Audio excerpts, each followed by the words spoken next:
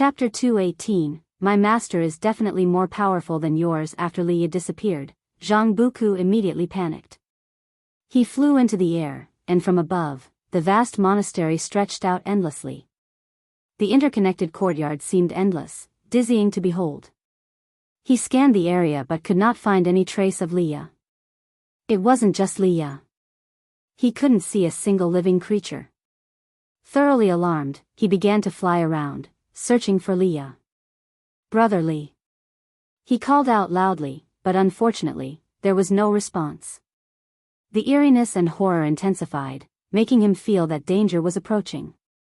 No matter where he flew, he saw no human figures or traces.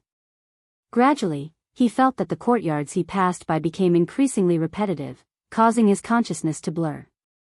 He did not know how long had passed before he gradually descended into a courtyard.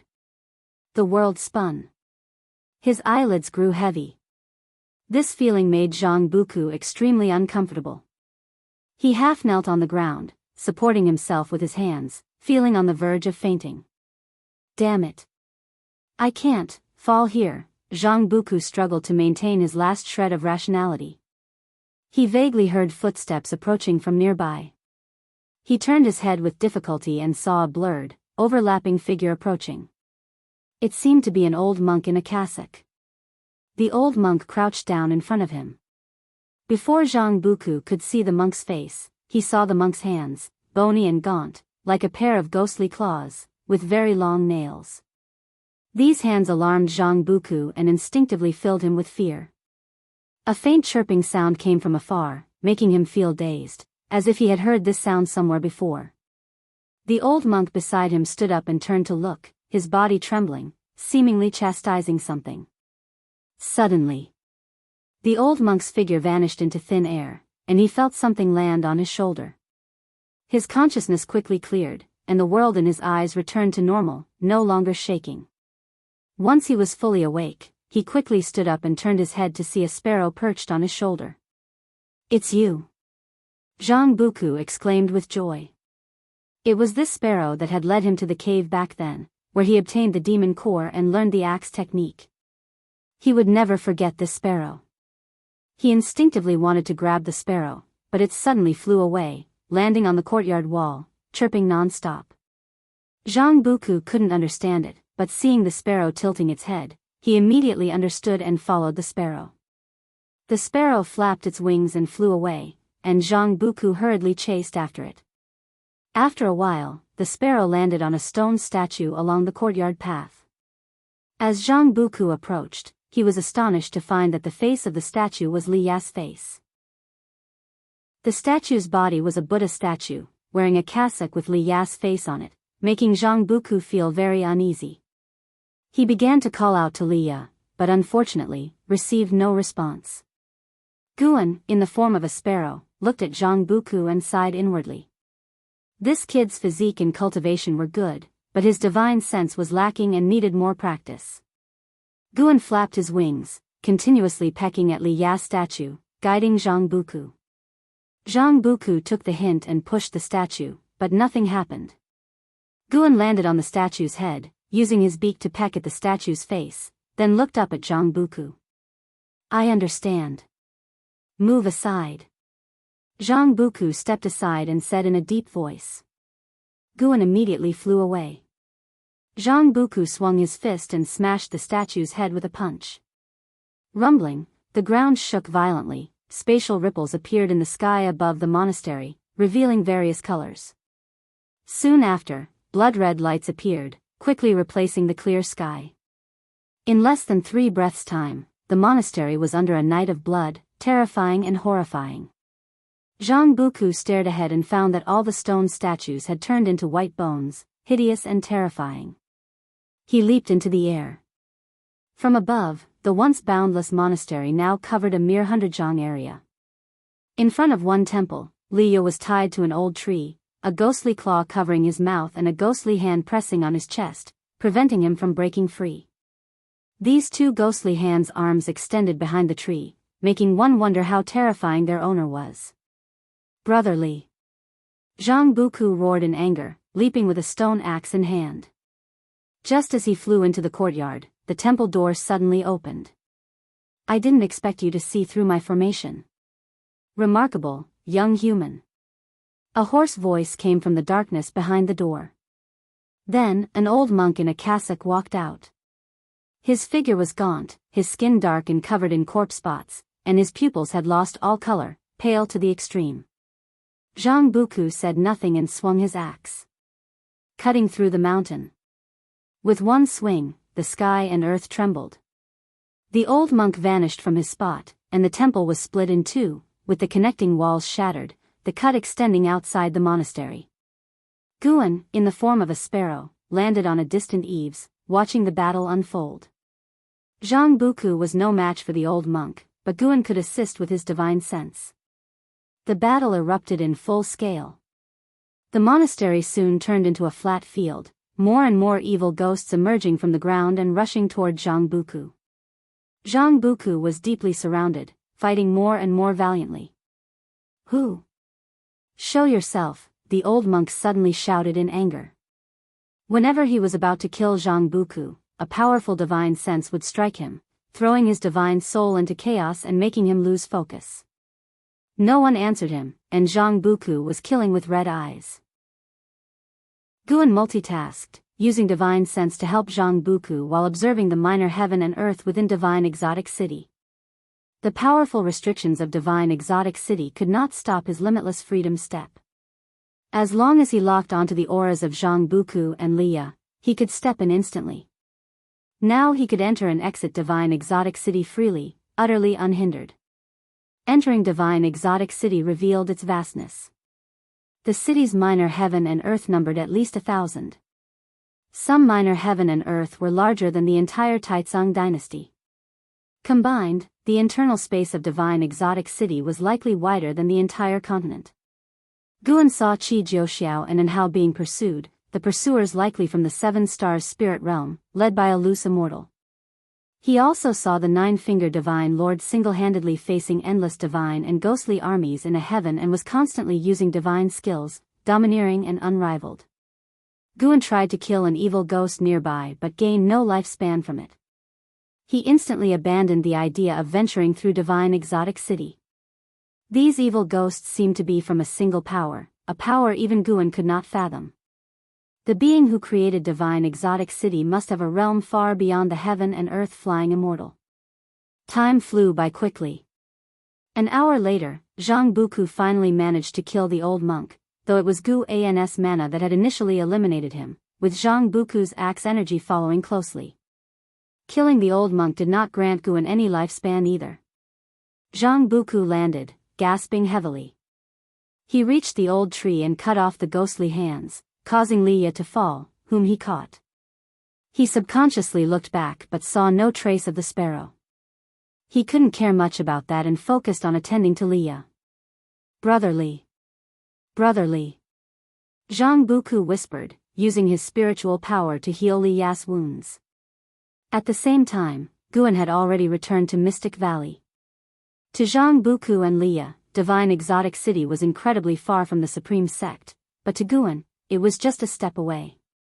He approached the pill furnace in his room, preparing for alchemy. Not only Liya and Jianghu encountered troubles today, but several other old friends did as well, so Guan decided to stay in Mystic Valley and wait. Divine exotic city immortal spirit, Guan seemed to catch something just now. He stood before the pill furnace, pondering while beginning to place herbs into the furnace. In the dark hall passage, Anhao and Qi Jiuxiao were walking quickly. Qi Jiuxiao suddenly stopped, leaning against the wall, and whispered, "We can stop now."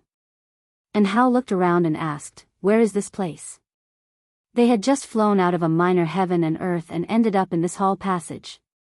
After walking for a long time, passing numerous intersections, they had lost their way. They couldn't forcibly break through the walls or even penetrate them with their divine sense, making Anhao very nervous. Qi Jiuxiao sat down, placing a small cauldron in front of him, then inserted 2 incense sticks. Watching him light the incense, Anhao frowned and asked, "What are you doing?" Black blood seeped from Qi Jiuxiao's mouth. He forced a smile and said, those scum from 7 Stars Spirit Realm dared to hire 2 loose immortals to deal with me. I indeed couldn't defeat them, but since Qin Xuanin can call for help, so can I. And Hao widened his eyes and quickly asked, aren't you from overseas? Who can you call? Heh, my master is a being surpassing loose immortals. Once I light this incense, he will sense it and come to rescue us quickly, Qi Zhouxiao grinned. Surpassing loose immortals. And Hao was stunned. He sat down and said, since you're calling your master, I'll call mine as well. He began calling his master in his mind. Previously, he had managed to call his master through his thoughts. But he was unsure. Last time, he wanted his master to save Xiantiani, and his master didn't come right away, though he did act later. He wasn't sure under what circumstances his master would act. Your master? Forget it. What formidable cultivator could the supreme sect have? Qi Zhouxiao couldn't help but laugh. And Hao said, my master is definitely stronger than yours. Kid, don't disrespect my master. Qi Zhouxiao glared at him. And Hao was about to say that Qi Zhouxiao had also disrespected his master. Suddenly, the hall passage began to tremble, and a powerful killing intent attacked from the darkness. Damn it. They caught up so fast. Qi Zhouxiao immediately stood up, grabbed the small cauldron with the incense, and pulled Hao along, flying quickly. Though strong at the 9th layer of Nirvana realm, he couldn't break through the walls or ceiling, so he could only fly close to the ground. Qi Zhouxiao, you can't escape. Qin Zunyan's voice came from behind, filled with frenzied excitement.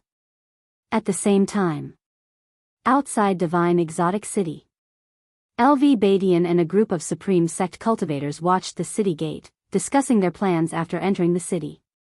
Suddenly, a terrifying aura came from afar, startling everyone outside the city to turn and look. They could only see a streak of light breaking through the sky, disappearing into Divine Exotic City in the blink of an eye, swift as lightning, and couldn't see what was within the light. Chapter 219 Master.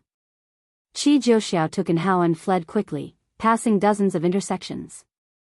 They suddenly flew into a vast palace whose length and width were difficult to estimate. The palace was dimly lit, with rows of stone pillars, most of which had extinguished oil lamps hanging on them. As soon as Hao entered the palace, he felt a cold wind blowing towards him, making him shiver uncontrollably. Before he could think more, a terrible killing intent came from behind. A dark red long scarf flew out from the darkness, swiftly passing by the two and circling in front, trying to entangle them. Qi Zhouxiao took out the dragon-slaying spear and threw it forward. A dragon's roar exploded, and a golden dragon condensed, illuminating the whole palace with golden light.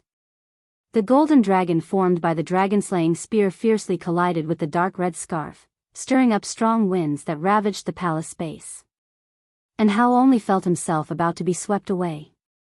Fortunately, Qi Zhouxiao was holding him, but even so, he was still very uncomfortable. Qi Zhouxiao leaped up, his toes stepping on the dragon-slaying spear. He flipped into the air, jumping over the dark red scarf, and then turned to look below. The dark red scarf was like a red river plunging into the darkness, with no end in sight. Figures attacked from all directions, quickly surrounding them. Qin Xuanin flew from the front, landing less than 30 feet from the two, and said with a sneer, Qi Zhouxiao, where do you think you're going? Qi Zhouxiao put down Hao and coldly said, want to kill me? Fine, let this kid go first. Hao was urgent, just about to speak but was stopped by Qi Zhouxiao raising his hand. Qin Xuanin laughed dismissively, do you think you're in any position to negotiate with me right now? As he finished speaking, a figure appeared beside him. It was an old man in white, with a cold face, holding a jade lamp. Qi Zhouxiao slightly turned his head, glancing back. Another loose immortal had already appeared behind him. Master, Hao whispered through clenched teeth. Qi Zhouxiao heard his words and smiled. Hao, it seems your master cannot hear your call. But my master is coming soon. Qi Zhouxiao said softly with a smile. With these words, the faces of the 7 Stars Spirit Realm cultivators slightly changed. The old man in white beside Qi Jiuxiao instinctively turned around to look. "You bully my disciple, does Divine Soul True Lord agree?"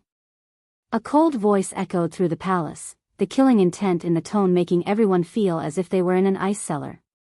Qi Jiuxiao's face once again showed an unruly and wild smile, looking at Qin Xuanin as if he were prey. The autumn wind blew, lifting the fallen leaves off the ground and gently putting them down again. Guan was sweeping the ground, and the blood prison great saint beside him curiously asked, "Master, there are so many disciples in the valley, why do you sweep the ground yourself?" Not only Guan but other disciples were also sweeping the ground in the third Medicine Valley. However, compared to the vast Medicine Valley, the hundreds of people seemed sparse. It's sometimes good to sweep the ground. Feeling the earth with your hands and feet might lead to some insights. Guan casually replied. He sounded very perfunctory, but his words fell on the ears of the blood prison great saint and seemed very reasonable. The blood prison great saint began to walk back and forth, feeling the earth and nature. Guan looked toward the direction of Divine Exotic City, where 4 wandering immortals had gathered, 2 from the 7 Stars Spirit Realm, one was Qi Jiuxiao's master, and another was Nine-Finger Divine Lord. Nine-Finger Divine Lord was leading Chu Jingfeng to search for immortal spirit, while the other 3 wandering immortals were engaged in chaotic battles. Qi Jiuxiao's master had killed 2 loose immortals and more than a dozen 7 Stars Spirit Realm disciples, attracting 2 wandering immortals. The situation was not good, as Qi Jiuxiao's master had already fallen into a disadvantage. Guan was not in a hurry to take action, first letting Qi Jiuxiao's master fight for a while longer. He had to sweep this area clean. After a while, Guan looked towards the west. Another wandering immortal had arrived. It's really lively. Guan thought to himself, feeling a bit worried. The increasing presence of immortal path beings on this continent could easily bring catastrophe to the immortal cultivation world of the 3 dynasties. He just hoped this matter would end soon. In a minor heaven and earth within Divine Exotic City, yellow sand covered the sky, and the wind raged wildly. On the desert, an house stood in front of Qi Jiuxiao, with a faint golden light around them, blocking the wind and sand. Qi Jiuxiao was sitting and healing his wounds, looking ahead. Booming sounds kept coming, with heat waves, flying leaves, and gold flames entangled and surging. In the distance, mana rainbows flashed brilliantly, shaking the heavens and the earth. The battle of wandering immortals, how terrifying! And how could not see the figures of the 3 wandering immortals? Even with the protection of the formation, he felt his body might turn to dust at any moment, which was an unbearably uncomfortable feeling. Qi Jiuxiao could barely see the wandering immortals battle, and because of that, his face looked even gloomier. His most respected master had already fallen into disadvantage. He realized that doom was inevitable. This time, he had also implicated in Hao and his master, which made his fists clench tightly. Damn it, Qi Jiuxiao realized for the first time the power of 7 Stars Spirit Realm. Before, he had mainly been active within the territory governed by Star Sea congregations. Even when encountering 7 Stars Spirit Realm cultivators, he rarely suffered losses. Now, coming to the territory of 7 Stars Spirit Realm, he recognized that those people feared not him, but the Star Sea congregations. And Hao turned back and asked nervously, "Senior, what is the situation now?" Qi Jiuxiao was silent, not answering, just staring ahead. Seeing his face darken to the point of dripping water, and Hao knew the situation was bad, making him even more anxious. "Qi Bei, today your disciple must die. If you insist on living and dying with him, then prepare to vanish." A majestic voice rang out, followed by the sound of a zither, causing an Hao inside the formation to feel dizzy, with everything in his field of vision shaking. Qi Jiuxiao took a deep breath, then stood up. "Senior, what are you going to do?" And Hao frowned and asked. Qi Jiuxiao did not answer but shouted loudly, "I take full responsibility for my actions. This matter started because of me. Let my master go. I am willing to die to atone." "Humph, it's not up to you to talk here." An old voice echoed, filled with displeasure. "Master, shut up." With a loud and violent shout, the desert rolled, and black lightning bolts extended from the horizon, as if tearing the sky apart. The battle became more intense. The formation protecting Anhao and the others was also shaking violently, causing Anhao to sway. He looked nervously ahead and suddenly saw a figure walking through the wind and sand. Immortal swallowing scorpion. "You are truly vicious. Does 7-star spirit realm really belong to the righteous path?" An old voice rang out again, filled with anger. "Humph, what is righteous, and what is demonic? Can you star sea congregations really distinguish?" Another voice replied, filled with disdain. Qi Jiuxiao panicked and quickly shouted, "Let my master go. I am willing to die." His gaze instinctively turned to the figure walking through the sandstorm ahead. That figure stepped out of the sandstorm, revealing its true form, a man wearing purple robes, with white hair, a youthful face, and eyes as cold as serpents. He looked at Qi Jiuxiao and coldly said, "Whether you are willing or not, you must die, and your master must also die now." Qi Jiuxiao was furious, wishing he could rush out and fight the man in purple robes for 300 rounds. But he remained rational, knowing he was no match for his opponent. If he went out, he probably wouldn't withstand even one move, and would only distract his master. Boom! The rolling yellow sand behind the man in purple robes was suddenly scattered. An old man with torn robes and a face covered in blood flew, stepping on a golden ring. Before he could get close to the man in purple robes, a terrifying giant scorpion pincer swept in from the side, directly catching him and pulling him back, disappearing into the sandstorm. "Master!" Qi Jiuxiao shouted hoarsely. The man in purple robes raised his right hand, igniting a strange white flame in his palm. He looked at Qi Jiuxiao and Anhao with a mocking smile. He approached the formation step by step, the wind and sand behind him swirling madly, with waves of qi created by mana soaring like dragons, creating a spectacular scene. "Just wait for death. Soon, your master will come down to join you," the man in purple robes said coldly. As he finished speaking, he was already less than 10 steps away from the formation. He deliberately approached slowly, tormenting Qi Jiuxiao and Anhao's minds while trying to distract Qi Bei. Anhao looked at him and couldn't help but recall the scene when Xiantiani was held back by mysterious cultivators. Just like last time, he was still utterly useless, weak enough to hate himself. He gritted his teeth, closed his eyes, and couldn't help shouting out loudly, "Master!" He screamed with all his might, his voice echoing inside the minor heaven and earth. "Master? What? You also have a master? Can your master compare to Mahayana?" The man in purple robes laughed with more disdain. Before he finished his sentence, a hand suddenly pressed on his shoulder, forcibly stopping him. Qi Jiuxiao's pupils dilated, staring in shock at the figure behind the man in purple robes. The man in purple robes instinctively tried to use divine skills to dodge. He was horrified to find that the mana in his body was solidified and immovable. He tried to use his own qi to break free, but the hand on his shoulder was as heavy as the heaviest mountain in the world, pressing down on him. The more he struggled, the greater the pressure felt. "Do you think I have the cultivation level of the Mahayana realm?" A cold voice came from behind the man in purple robes. Anhao heard it too and opened his eyes to see. When he saw the scene outside the formation, he was instantly overjoyed. "Master! You finally came." Anhao looked at Guan with surging emotions, his eyes quickly turning red. Guan, who had displayed the 9 extremes yin-yang body, ignored Anhao. He was standing sideways, his left hand pressing on the shoulder of the man in purple robes with a casual posture, yet the man in purple robes couldn't move. Who are you?" Another voice rang out, filled with fear. As he finished speaking, a figure suddenly appeared behind Guan.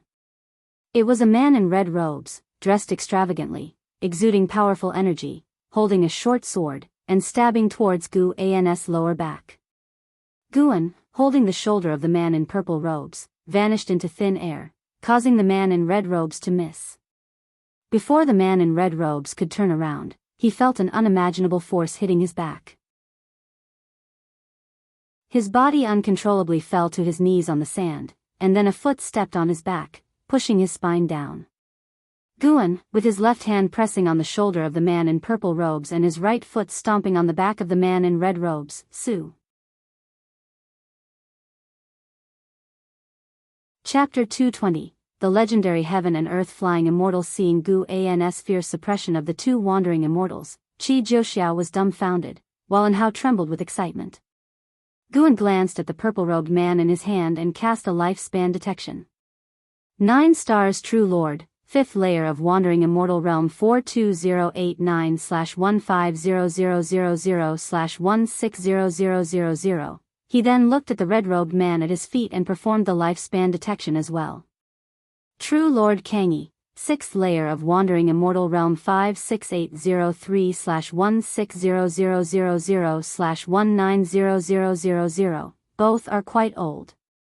They all call themselves True Lords. Could it be that True Lord is a title in the 7 stars spirit realm? As Guan was pondering, True Lord Kangyi at his feet struggled to speak. Who might you be, sir? If that boy is indeed your disciple, take him away. Boom! The whirlwind behind Guan suddenly exploded, darkening Anhao and Qi Jiaxiao's vision. A massive black scorpion, as large as a giant mountain, attacked, its pincers clamping towards Guan. Immortal swallowing scorpion. Its speed was insanely fast, so fast that Qi Jiuxiao and Anhao couldn't react in time. They only saw the immortal swallowing scorpion attack suddenly, and before they could see it clearly, it exploded.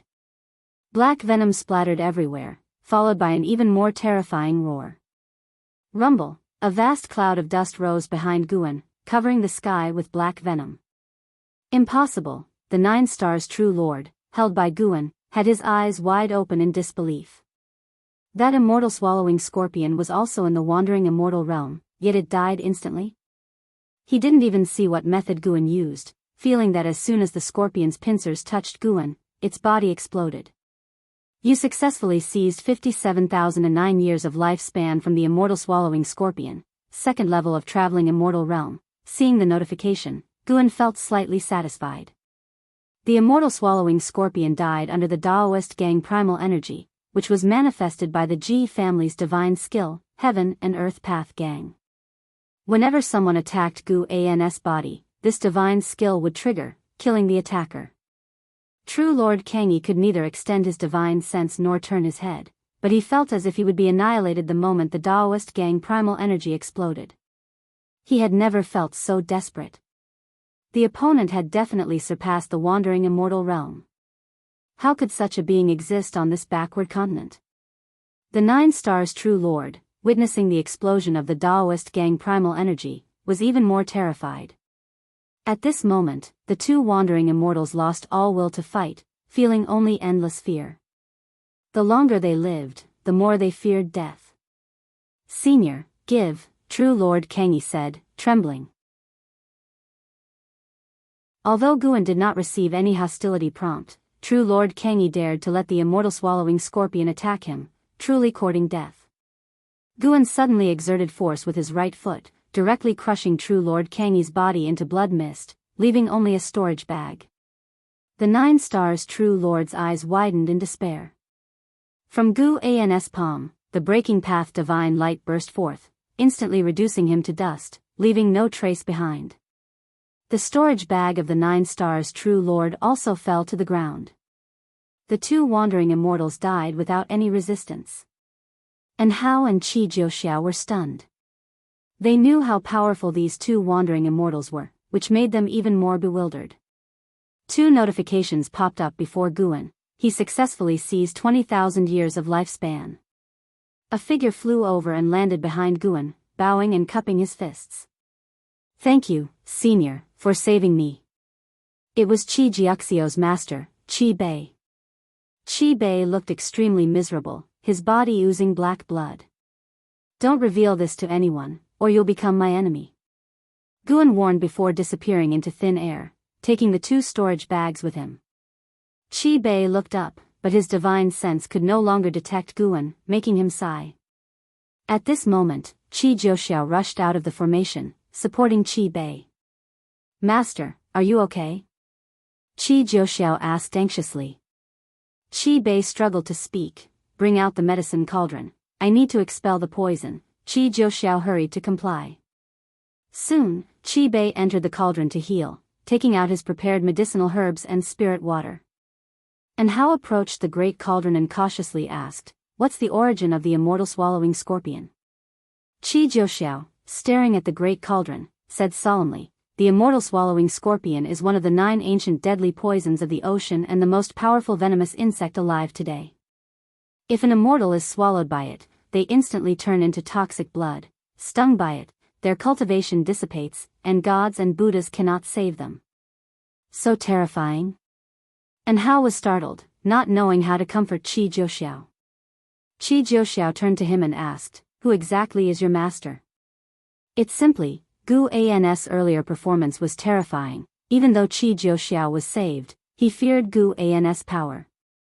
It was a fear born from something beyond his comprehension. I can't reveal my master's name, he forbids it." And Hao shook his head, feeling proud inside. Whenever he encountered a higher realm existence, he would wonder what realm his master had reached.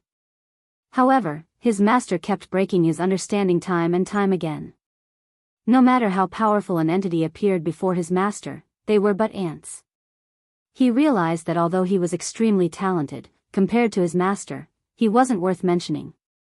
He even suspected that his own talents were due to his master's favor. Qi Jiuxiao fell silent after hearing this. He recalled Gu An's previous demeanor, eyes showing admiration. A true man cultivating the immortal path should have such a presence. Elsewhere, Guan did not return to the supreme sect but instead arrived at an isolated island on the sea with one step. He appeared in the forest, quickly sorting through the storage bags of the 2 true lords, destroying suspicious items, and throwing the treasures into his own storage bag.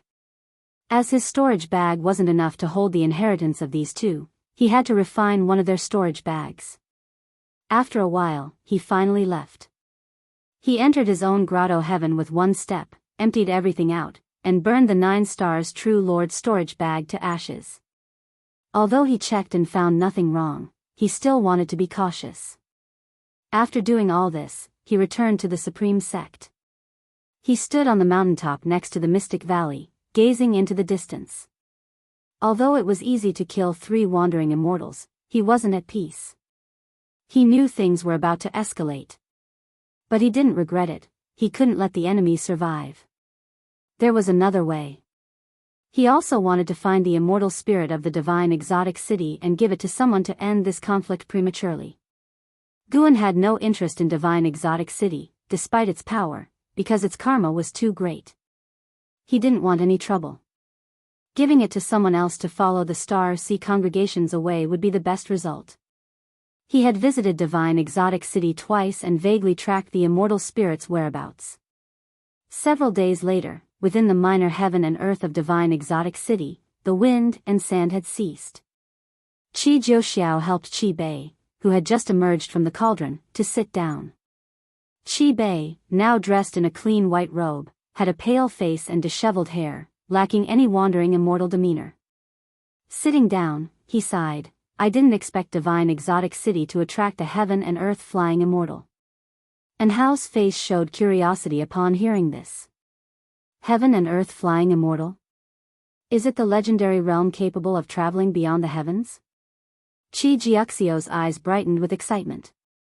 Qi Bei nodded, "It must be." Being in the same realm, he couldn't have possibly defeated those 2 true lords so easily. He looked at Qi Jiuxiao and said, "Senior saved us, so we must keep our promise and not speak of his intervention. Just say it was cultivators from the Star Sea congregations, got it?" Qi Jiuxiao nodded heavily. Qi Bei then looked at Hao, scrutinizing him. He could see that Hao had extraordinary roots and asked, "Is your master also from the supreme sect?" He could see the karma surrounding Hao but could only see the past 10 years, not the interactions between Hao and his master. As for LV Badian, he was quickly dismissed. A mere unification realm was not worth his attention. "I'm not sure, he probably isn't." And Hao shook his head, keeping a cautious mind and not fully trusting Qi Bei. Qi Bei smiled. You're very fortunate, young man. With such a master, your future is limitless. How about joining the Star Sea congregations later? And Hao hesitated. I don't have just one master. My other master is the sect leader of the Supreme Sect, and I have to take on the responsibility of strengthening my sect. Qi Bai's smile grew even more gentle. It's not about leaving the Supreme Sect. You can train with the Star Sea congregations for a while and help establish good relations between the two sections. The Star Sea congregations can help you grow strong quickly. Once you're powerful enough, you'll better protect the Supreme Sect. In the future, if the Star Sea congregations face difficulties, you can offer your help. Hearing this, and Hao found it hard to refuse and looked towards Qi Jiuxiao. Qi Jiuxiao snorted, Is my master going to deceive you? Xiantiani is the best example. Traveling together all this way, he had learned about the relationship between Xiantiani and Anhao. He also wanted to win Anhao over. Winning over Anhao meant winning over the heaven and earth flying immortal from a few days ago. A heaven and earth flying immortal, the Star Sea congregations had produced such beings, but those were legends, and he had never seen one with his own eyes. Anhao hesitated for a while but finally nodded in agreement, bringing smiles to Qi Bei and Qi Jiuxiao. Qi Bai's smile faded as he said, I haven't completely expelled the immortal swallowing scorpion's toxin. Let's leave Divine Exotic City to avoid the 7 Stars Spirit Realm's pursuit. But Divine Exotic City, Qi Jiuxiao hesitated. Qi Bei glared at him angrily. There is a heaven and earth flying immortal in Divine Exotic City, along with other wandering immortal presences. Do you think you have the qualifications to compete for the immortal spirit? Qi Jiuxiao immediately backed down, scratching his head with an awkward smile, not daring to insist further. And Hao felt some regret, but leaving now wouldn't be a loss. He had found many treasures alongside Qi Jiuxiao and had gained a lot. So, the three of them packed up and began to search for a way out. In a dark hall, one side of the wall was adorned with a row of brass oil lamps, some of which had already gone out. In front of the lamp wall stood a woman in a purple dress with a veil, her long hair coiled into a bun. Her revealed eyebrows were delicate, but the coldness in her eyes added a sense of mystery to her aura. A boy dressed in a sleeveless top appeared on her shoulder, tilting his head and asking, Mother, what are you looking at? Upon closer inspection, the boy's feet were embedded in the shoulder. Chapter 221, Immortal Spirit. I want it, Mother is seeing who has fallen again. The woman in the purple dress spoke slowly, her voice ethereal, echoing in the hall like the sound of spring water flowing through a mountain stream. The boy on her shoulder asked confusedly, What is there to see? People die all the time, don't they? As long as less than half of the lamps on this wall are extinguished, the fortune of the 7 Stars Spirit Realm won't be severed. The woman in the purple dress replied, 3 wandering immortals have died recently, all from the same place. This place is close to the Star Sea congregations. I don't know if it's their plot or if someone else is causing trouble in the dark. The boy followed her gaze to the oil lamps on the wall and began to ponder. At this moment, footsteps echoed from the darkness behind, and an old voice said, Cave Master, the spirit mirror is showing divine sense fluctuations. When the woman in the purple dress heard this, she turned and walked into the darkness. The boy on her shoulder turned his head to look, his clear eyes drawn to the oil lamps on the wall. Under the night sky, in a dilapidated city, the 9-fingered Divine Lord sat meditating in front of a fire, with Chu Jingfeng sitting next to him. Chu Jingfeng occasionally glanced into the distance. Beneath the moonlight, dense fog surged, vaguely revealing terrifying ghostly shadows. Can you feel it? The 9-fingered Divine Lord suddenly asked. Chu Jingfeng's thoughts were pulled back, and he cautiously asked, Master, feel what? The 9-fingered Divine Lord whispered, It is approaching. Who is it? The immortal spirit of Divine Exotic City. Chu Jingfeng's eyes widened, and his breath quickened. Since coming to Divine Exotic City, he had learned about the immortal spirit from the 9-fingered Divine Lord. As long as the immortal spirit accepted a master, one could control the great power of Divine Exotic City. The immortal spirit's choice of master was not solely based on cultivation level, it might also depend on fate, which was why so many non-immortal path realm beings came to adventure here.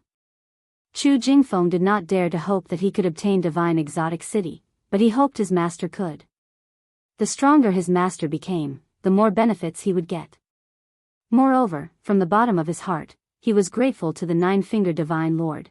It was the Nine-Fingered Divine Lord who had given him a chance to be reborn. The Nine-Fingered Divine Lord stopped speaking and continued absorbing energy. Chu Jingfeng then began to imagine what might happen next. After entering the city with the Nine-Fingered Divine Lord, he had witnessed many battles. No matter how strong the demons and ghosts were, they were no match for his master. He believed that as soon as the immortal spirit appeared, his master would inevitably control it and thus dominate divine exotic city. The moon set and the sun rose. The sun rose in the east outside the city. Chu Jingfeng was practicing qi absorption cultivation when he suddenly felt the ground tremble. He opened his eyes to find the surrounding buildings shaking.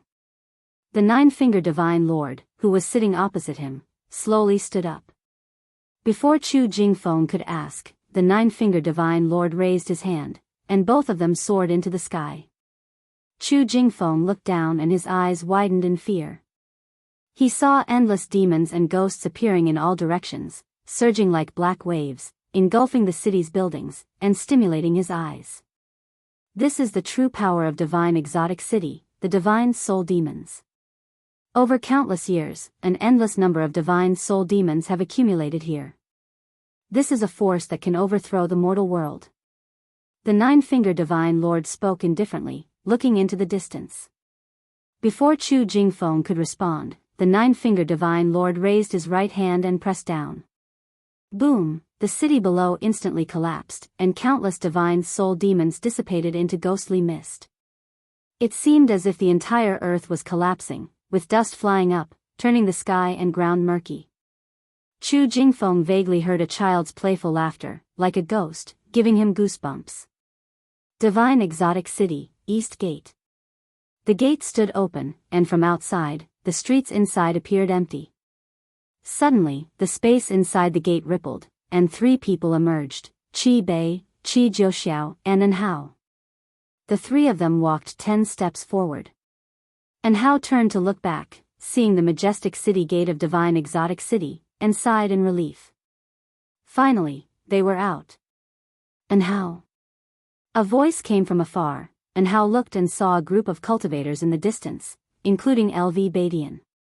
An Hao quickly called out, "Master." He was about to go over, but Qi Bei blocked him.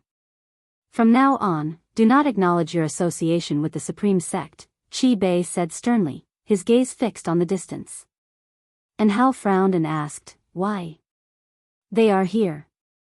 Qi Bei's expression turned serious. He raised his hand, pulling out a magic artifact, ready for battle. Qi Jiuxiao also took out the dragon-slaying spear, cursing under his breath. It's troublesome to be in the territory of the 7 Stars Spirit Realm. These guys move fast. After 7 days and the fall of 2 wandering immortals, it's impossible for the 7 Stars Spirit Realm not to have noticed. Qi Bei said calmly. Qi Jiuxiao looked at him and asked, "Master, what do we do?" Qi Bei sneered, "If the 7 Stars Spirit Realm makes a move, our Star Sea congregations will respond in kind." Hearing this, Qi Jiuxiao showed a smile of delight. He turned to look into the distance, his face lighting up with excitement. "So it's you, Qi Bei of the Qi family from the Star Sea congregations. Do you know the consequences of killing our disciples in the territory of the 7 Stars Spirit Realm?" An icy voice echoed through the sky, the killing intent in it sending a chill down the spines of all beings outside the city. The disciples of the Supreme Sect quickly stood up, nervously looking into the distance. Terrifying auras erupted from all directions, shaking the earth and mountains. And Hao looked around and found that they were surrounded. Such a fearsome aura, could it be from wandering immortals as well? He was secretly alarmed, his eyes turning towards Qi Bei, wondering if this senior could hold out. When would the wandering immortals of the Star Sea congregations arrive? Oh. So this land belongs to the 7 Stars spirit realm. I thought you had long abandoned it. A domineering voice rang out, opposing the previous wandering immortal of the 7 Stars spirit realm. Qi Bei clearly recognized the owner of this voice, a smile appearing on his face. The true battle of the wandering immortals was about to begin. The world was desolate, and smoky ghostly mist pervaded the land. Chu Jingfeng stood on a gourd, surrounded by a faint light veil. His eyes were fixed ahead. The 9-Finger Divine Lord stood bare-chested, surrounded by fiery energy, his hair wild, looking like a war god, his posture imposing. In front of the 9-Finger Divine Lord floated a fiery red phoenix, its wings spanning 1,000 feet, flapping as fiery waves surged, like dragons sweeping towards the 9-Finger Divine Lord. Humph. Since you refuse to bow, I can only subdue you. The 9-Finger Divine Lord spoke, his eyes cold, his body covered with black runes, crawling and horrific. With those words, he suddenly charged towards the phoenix. The phoenix let out an ear-piercing screech, flapping its wings once more. The surrounding dust waves scattered, revealing terrifying ghostly figures, each 100 feet tall, clad in battle armor, wielding long weapons, like ancient divine generals, exuding an unrivaled aura. In the blink of an eye, the 9-Finger Divine Lord was engulfed by these terrifying ghostly figures. Boom! A violent gale exploded, scattering the ghostly figures. The 9-Finger Divine Lord burst forth with relentless energy, striking towards the phoenix, shaking the mountains and rivers. This punch shattered space, and an ancient bell seemingly from the river of time emerged from a space rift, crashing directly into the phoenix. The enormous phoenix seemed small as a sparrow before a tree compared to this ancient bell. The phoenix let out a mournful cry, as chains emerged from the surface of the bell, quickly binding the phoenix.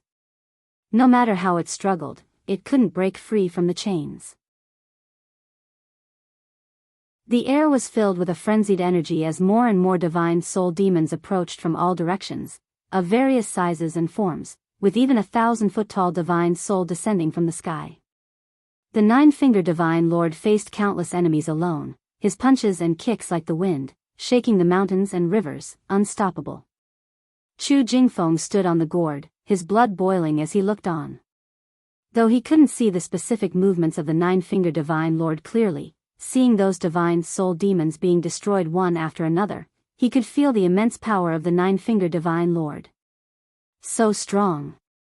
At this moment, Chu Jingfeng even felt that the Sword Dao was not the ultimate path, the path of the physical body was the strongest. The world roared, and the earth continuously raised dust. No matter how many divine soul demons the 9-Finger Divine Lord eradicated, there were always more to come. Rumble, an enormous shadow rose at the edge of the world, like a mountain towering up, awe-inspiring. Chu Jingfeng looked from afar, feeling a chilling aura. What is that? He thought, terrified. Before he could think further, the mysterious giant shadow stepped out from the dust waves that covered the sky. It was a figure 10,000 feet tall, with a strong build, each muscle like a rocky mountain, exuding a power that made all living things fear. It was entirely black, with disheveled hair, wearing only armored pants, and holding a massive axe in its hand. Wielding the axe in both hands, it swept forward. The force of the axe, even without reaching, sent a devastating wind along its path, nearly flinging the gourd Chu Jingfeng stood on. The 9-Finger Divine Lord appeared in front of the gourd out of thin air, throwing a punch. Dong! The deafening roar echoed, as the 9-Finger Divine Lord met the mysterious giant's axe with his own power. Both sides retreated, the 9-Finger Divine Lord frowned, feeling his right fist numb. The mysterious giant stabilized after retreating several steps, then swung the axe again. This time, the mysterious force from the heavens gathered on the axe blade, slashing down with the power of creation. The 9-Finger Divine Lord raised his hand, which had only 4 fingers, extending 2 fingers as a golden beam shot out, piercing through the murkiness of the world, sweeping all obstacles aside. Boom! The 10,000-foot-tall giant shadow was annihilated by the golden light, leaving a vacuum in the world, and a huge canyon appeared below, astonishing Chu Jingfeng. The 9-Finger Divine Lord turned and flew towards the phoenix. The phoenix was still trapped by the ancient bell, unable to move. Just as the nine-fingered divine lord was about to approach the phoenix, a figure appeared out of thin air, raising a hand to capture the phoenix. The phoenix with wings spanning 1,000 feet shrank to the size of a palm. "Who are you?" the nine-fingered divine lord asked in a deep voice. He didn't rashly advance, as he couldn't gauge the person's strength. Guan, in his 9 extremes yin-yang body form, turned to the nine-fingered divine lord and said, "The immortal spirit, I'll take it." The nine-fingered divine lord's face instantly twisted with rage, and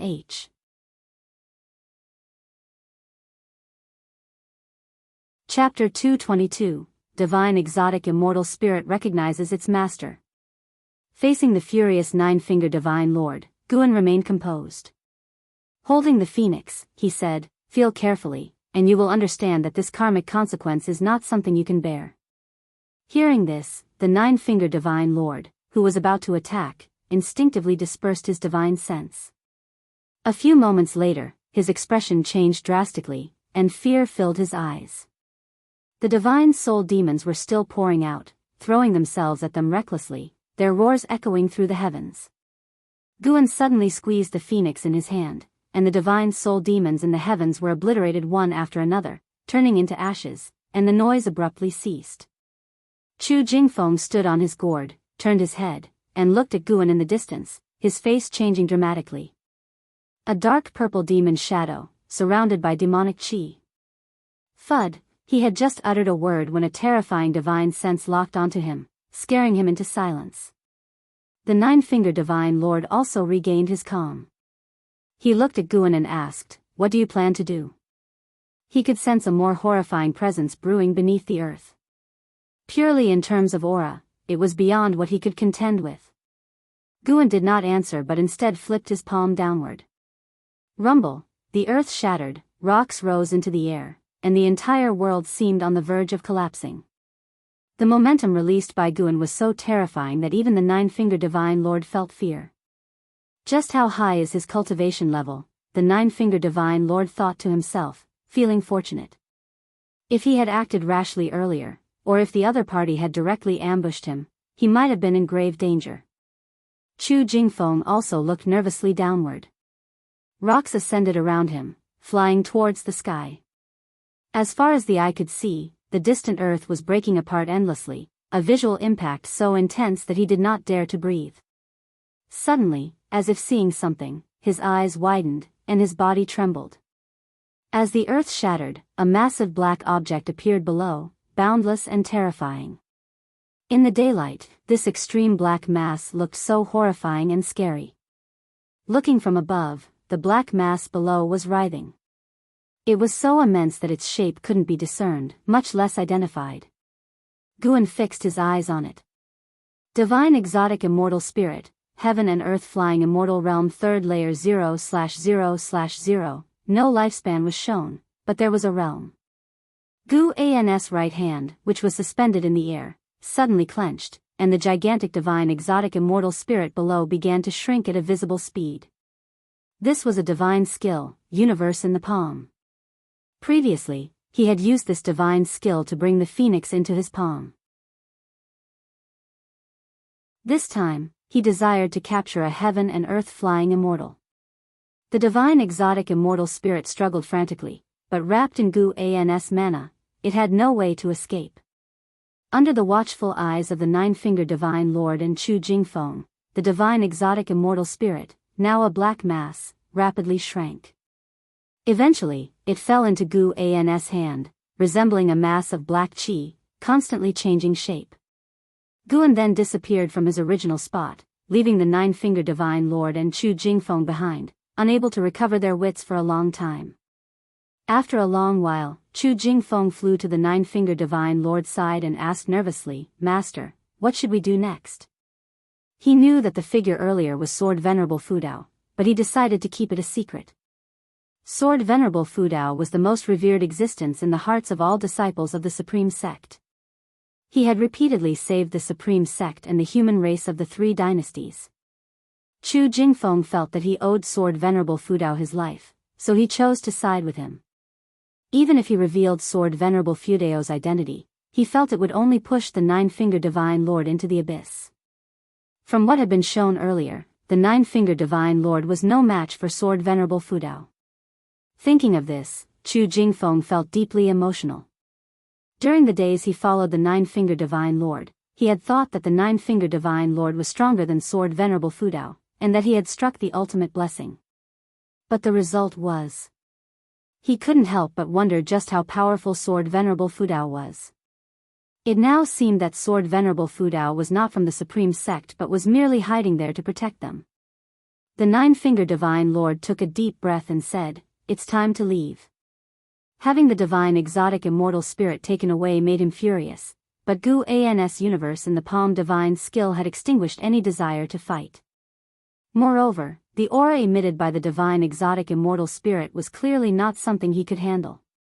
If the mysterious person hadn't appeared earlier, he might have been swallowed by the divine exotic immortal spirit and turned into a divine soul demon. Chu Jingfeng secretly breathed a sigh of relief upon hearing his master's words. He truly feared that his master would have an obsession. After wandering through divine exotic city for so long, he had already reaped some rewards and was eager to return to the Supreme Sect to meditate in seclusion. On the other side, Guan arrived at the most secluded minor heaven and earth. There were no living beings here. The sky was dim, and the ground was dotted with trees that looked like evil ghosts.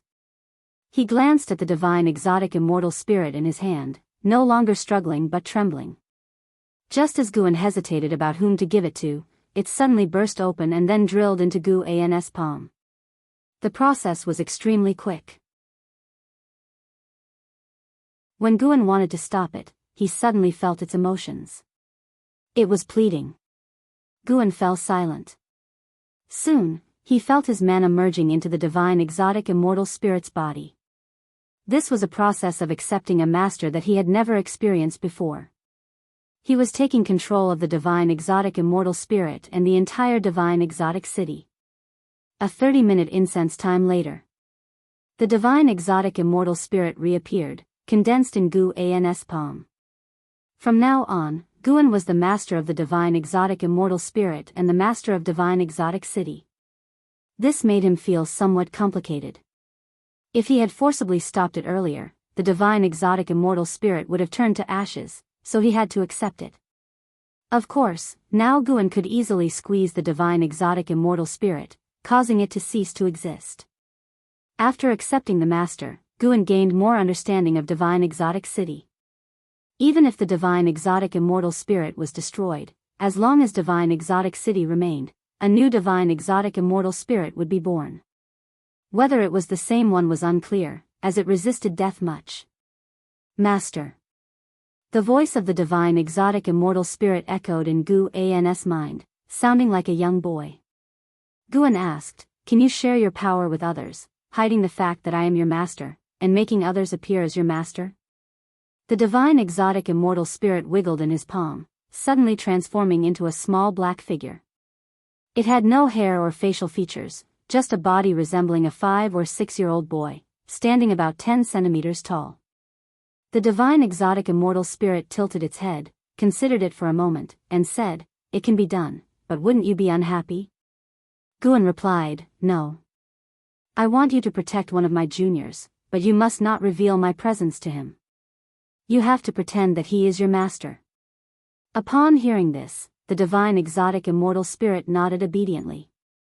Guan disappeared with it. He arrived in another realm, a dense forest where Liya and Jianghu were resting. Guan directed the divine exotic immortal spirit with his mind to find Liya. The divine exotic immortal spirit immediately leaped from his hand and went to find Liya. In divine exotic city, the person Guan cared most about was undoubtedly Liya. Although Liya had numerous opportunities, he was clearly far behind geniuses like Enhao and LV Xian, so Guan decided to help him. As for Enhao, whether he had divine exotic city or not, he would eventually rise.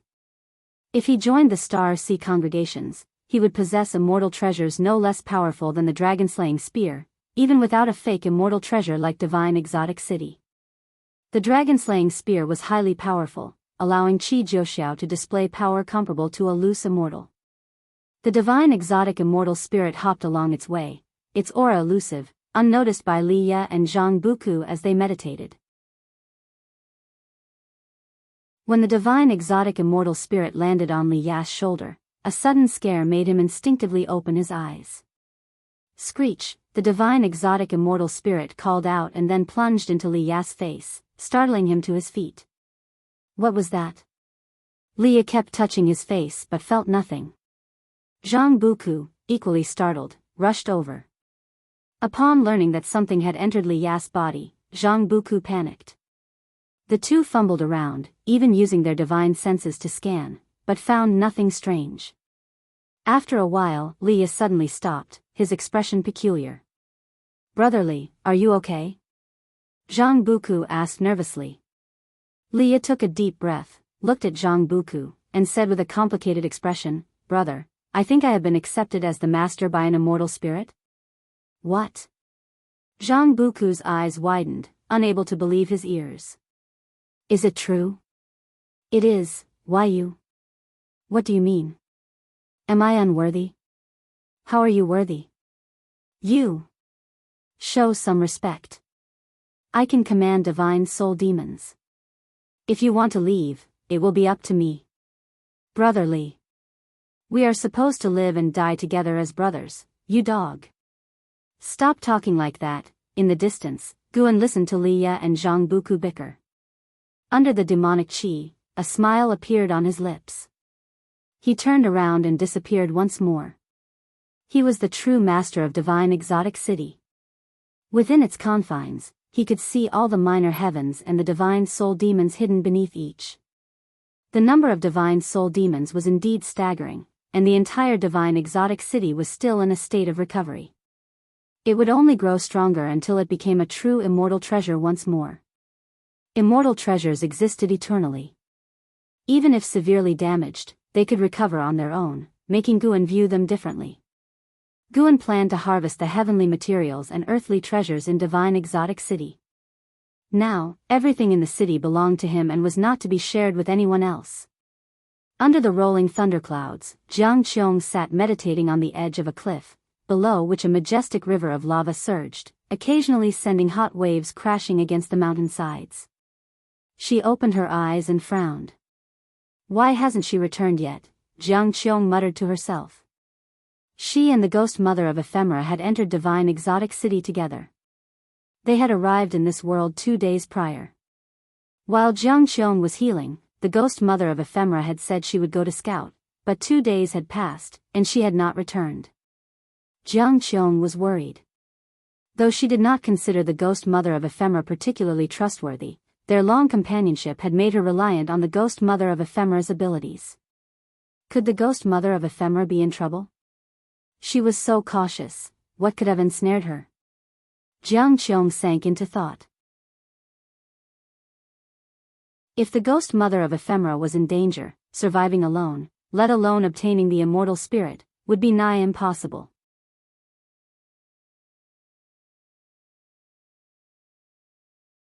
Chapter 223 Gu An's fantasy. Jianghu grew more uneasy the more she thought about it. She took out an elixir and started accelerating the restoration of her spiritual power. The sky darkened, and the only sound was the lava below crashing against the mountain walls, making the atmosphere incredibly oppressive. Half a day passed. Jianghu's spiritual power had recovered considerably. She stood up and headed in the direction the ghost mother of ephemera had gone earlier. Meanwhile, Li Ya had already mastered the power of the divine exotic city. Although he still couldn't see every corner of the city, he felt unbelievably powerful now. Before entering the divine exotic city, he had doubts about the legends of the Immortal Path's supreme treasure. How could it be that legendary? "Let's go, there's a big battle outside the city. Let's go watch the fun." Li Ya stood up, his face full of high spirits. Zhang Buku followed him up, staring blankly at him. Li Ya shrugged his shoulder, and the divine exotic immortal spirit jumped out of his body, landing on his shoulder with its hands on its hips, looking very spirited. Looking at the divine exotic immortal spirit, Zhang Buku had a strange expression. It was hard to imagine that this little being was the immortal spirit of the Immortal Path's supreme treasure. Liya raised his right arm, and the divine exotic immortal spirit immediately mimicked him. Rumble, the ground trembled, and the sky changed color, making Zhang Buku look around nervously. One by one, the divine soul demons broke through the ground, lifting big trees into the sky. The same scene repeated everywhere, forcing Zhang Buku and Liya to stabilize themselves with their spiritual power. Liya laughed proudly, "These are my divine army. Follow me to conquer the world." Zhang Buku looked at him, just about to speak, when suddenly the ground beneath them rose with a roar. A terrifying giant shadow stood up, holding a piece of land in its hand with a forest on it, where Zhang Buku and Liya were standing. Compared to this terrifying giant shadow, they were as small as ants. This terrifying giant shadow was the same 10,000-foot figure that had fought against the nine-fingered divine lord before. One hand held the land, and the other held an axe, looking like a giant god who opened the sky, with divine majesty spreading wide. Zhang Buku looked down, his eyes wide with shock. Liya was extremely excited. With such a divine army, how could he not sweep away all enemies? He could sense a terrifying battle outside the divine exotic city, but he also saw the disciples of the supreme sect, and he had to step forward. "Primordial ancestor, this time I will be the hero, watch me." Liya was trembling with excitement. He suddenly thought of Guan. If only junior brother Gu was here, how great that would be. But if junior brother Gu were here, he would still worry about his safety. Never mind, after this battle, he would brag about it to him. Liya began to think about what treasures to bring back for junior brother Gu. The divine exotic city was so vast and had countless treasures. Just bringing a few out would be enough to reverse Guan's fate. Guan was in a minor heaven and earth, harvesting heaven and earth treasures. His lifespan kept increasing, which made him very happy. He saw that the 4 gates of the divine exotic city opened, and Liya rushed out with an endless stream of divine soul demons, immediately affecting the battle. Over 20 wandering immortals from the Star Sea congregations and the 7 stars spirit realm were all disturbed and retreated. The 10,000-foot figure suddenly leaped out of the city, landing on the wilderness, roaring ferociously, and the sound echoed throughout the continent, making everyone tremble with fear. Just the roar alone was enough to make people lose their courage. Guan was not worried about Liya. After all, the divine exotic immortal spirit itself possessed the power of a heaven and earth flying immortal. He continued harvesting heaven and earth treasures, having gained an 80,000-year lifespan today. He did not intend to harvest everything, as he had to leave some for the immortal spirit to continue planting. Since the divine exotic city belonged to him, he planned to let the immortal spirit set rules for Liya. Usually, don't pluck the heaven and earth treasures randomly. It would prepare mature medicinal herbs for Liya, who would surely accept them excitedly without suspicion. Looking at Liya's spirited appearance made Guan want to laugh. After this battle, Liya would surely come to show off. Guan began imagining that 1,000 years later, when Liya thought his end was near and came to bid him farewell with the divine exotic city, what kind of scene would it be? Interesting, interesting. Guan was just thinking when he suddenly felt something. He frowned and disappeared from the spot. In another realm, thunderclouds rolled, covering the sky. In a basin between the mountains, Jianghu slowly stood up from the ground, clutching the wound on her right shoulder with her left hand, blood flowing continuously from the corner of her mouth. She looked ahead. Figures in black robes filled the slopes. Meditating at the highest point was an elder with a wooden staff beside him, from which black gas wafted, wrapping the ghost mother of ephemera in the air. The ghost mother of ephemera had already turned into a soul body and was extremely weak. She opened her eyes with difficulty and looked at Jianghu down the mountain. "Little girl, you have a good fighting spirit. Just right for luring the ghost king of hell." The black-robed elder spoke with a mocking tone. The other black-robed cultivators all looked down at Jianghu with cold eyes. To them, Jianghu was already a dead person. The ghost king of hell? What exactly are you looking for? Jianghu gritted her teeth, thinking about how to escape. The difference in cultivation was too great. Any one of these people could easily kill her. The Ghost King of Hell is the strongest Ghost King hidden in this world. It guards an immortal treasure. The black-robed elder spoke nonchalantly.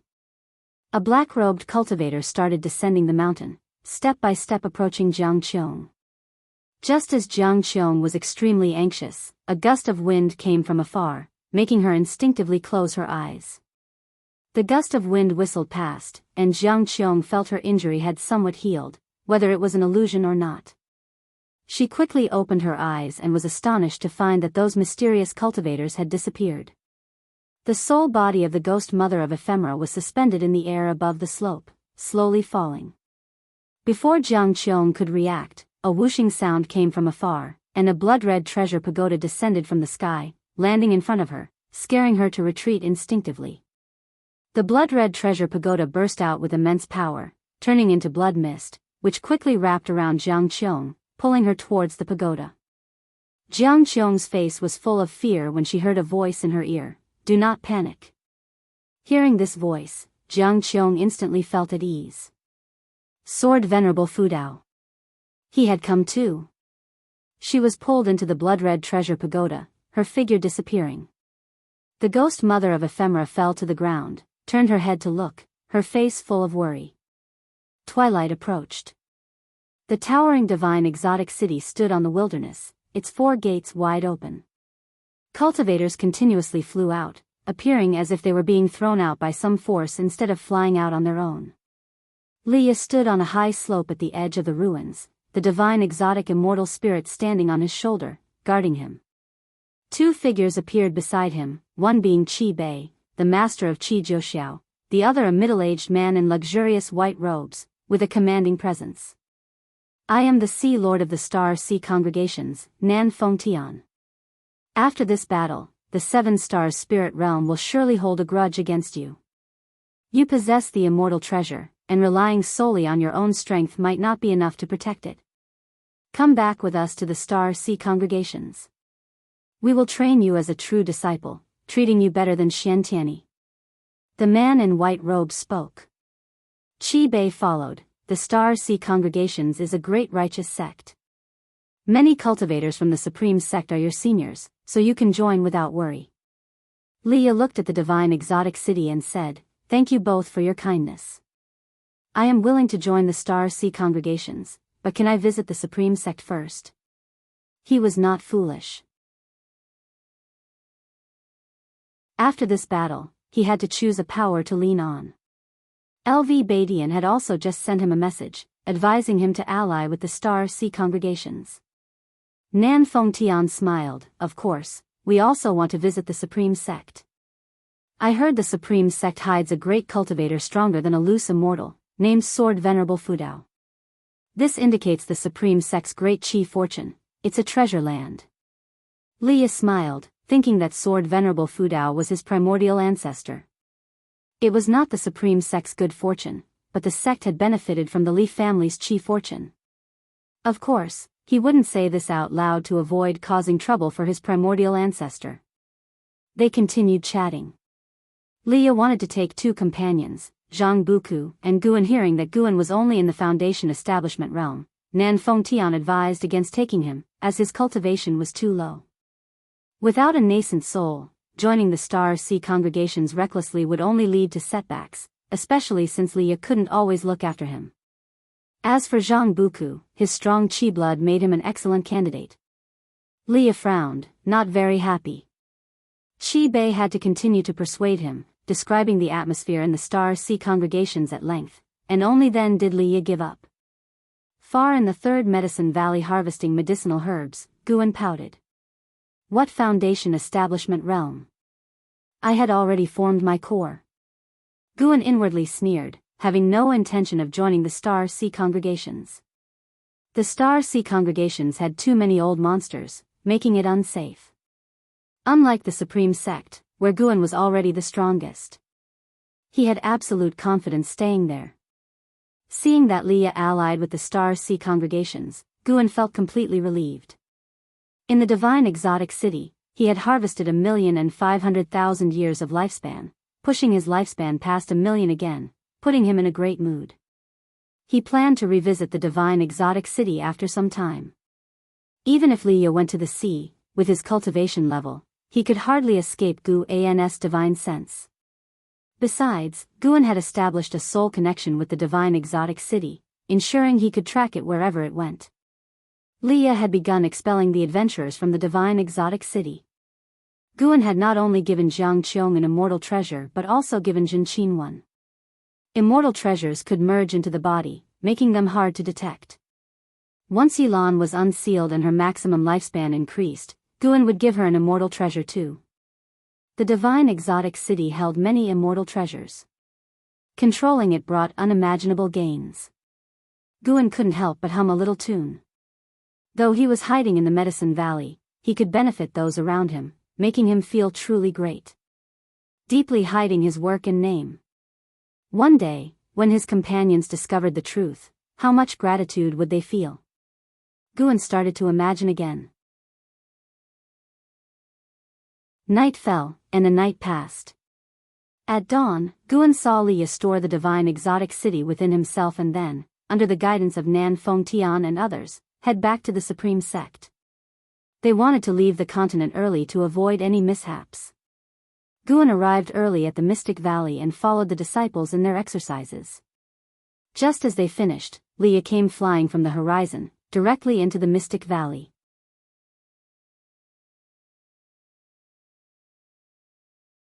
Chapter 224 Guan and Sword Venerable Fudao Mystic Valley, inside a pavilion. Thud.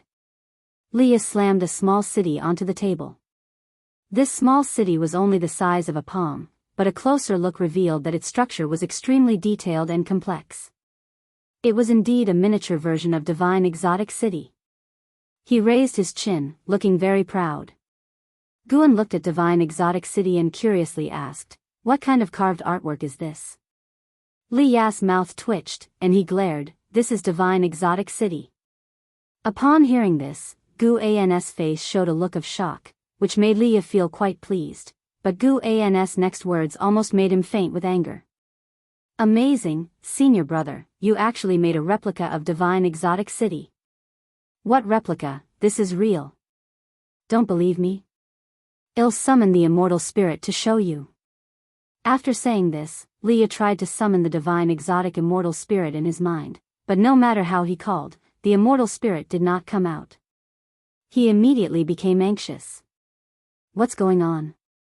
Why are you pretending to be dead at such a critical moment?"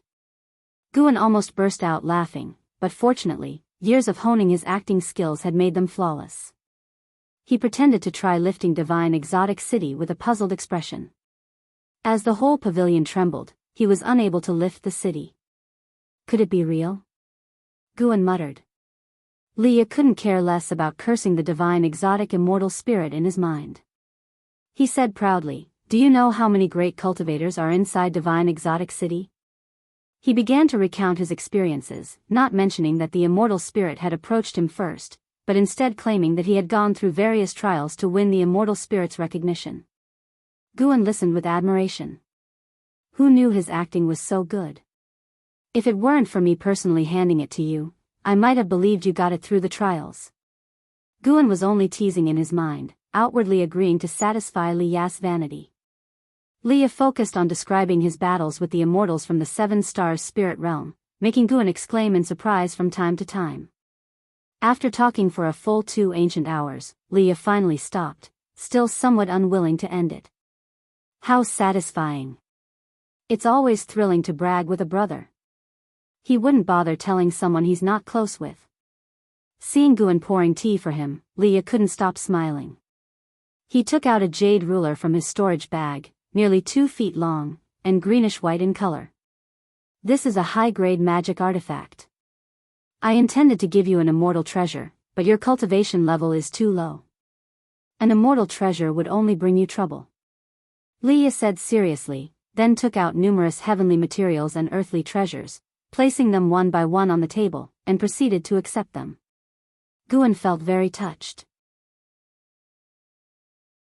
Although divine exotic city was his, the fact that Leia, unaware of the truth, could still care for him this much proved Li Ya's loyalty to him. Guan was very generous to those around him, but most of it was just a small effort.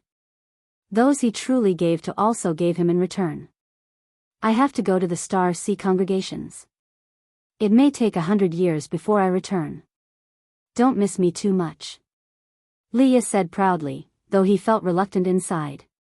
100 years was too long. No one could predict what would happen in 100 years. He also worried about Guan, but he had his own path to follow. Guan nodded and said, 100 years later, as long as you return, I will still be here waiting for you. Although living 1,000 years is hard, now that I have reached core formation, living a few hundred years shouldn't be a problem. Li Ya smiled, then reminisced about the days when they were still minors. Another ancient hour passed, and Li Ya left through the window. Guan looked at the footprints he left behind and suspected he did it on purpose. No way, he'll have to let the divine exotic immortal spirit bully him a bit, in the name of teaching. Guan made up his mind, simultaneously sending orders to the divine exotic immortal spirit through his mind. In the evening, Jianghu came to visit Guan. He had prearranged with Li Ya to visit separately. Jianghu had personal matters he wanted to discuss alone with Guan, while Li Ya didn't want to disrupt the seniority hierarchy. 3 people in one room would also be crowded. As expected, Jianghu debunked Li Ya, saying Li Ya was just lucky and the immortal spirit approached him first.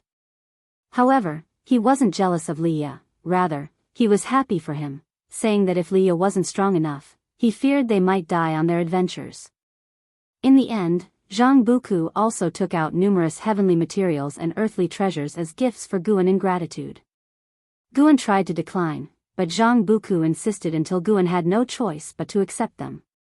Being able to repay Guan made Jianghu very happy. He started talking about how he wished his father could see his achievements now. What a pity. It wasn't until evening that Jianghu finally left. Snow fluttered down as troops from the Supreme Sect returned. Zhen Qin came to visit Guan first and also brought many treasures. Guan couldn't help but laugh and cry, but he didn't refuse. For days later, at night, another person came to see Guan. It was Jiang Qiong. The two entered the 8 scenic caves to chat. How have you been these years? Guan asked softly, sitting in front of a green vine tree. 2 vines sprouted and began to massage his shoulders. Seeing him enjoying himself like this, Jiang Qiong couldn't help but roll her eyes. Jiang Qiong took out a medicine cauldron, lit a fire, and added water before answering, pretty well. I recently went to Divine Exotic City and gained a lot. She started placing medicinal ingredients into the cauldron. Guan immediately congratulated her. Do you know who I serve now? Jiang Qiong asked casually. Guan shook his head and said, how would I know? In the immortal cultivation world, I am just an ordinary person who knows very few great cultivators. Sword Venerable Fudao. What? Guan was shocked. He cursed inwardly, I told you not to say anything, how could you spill it so easily?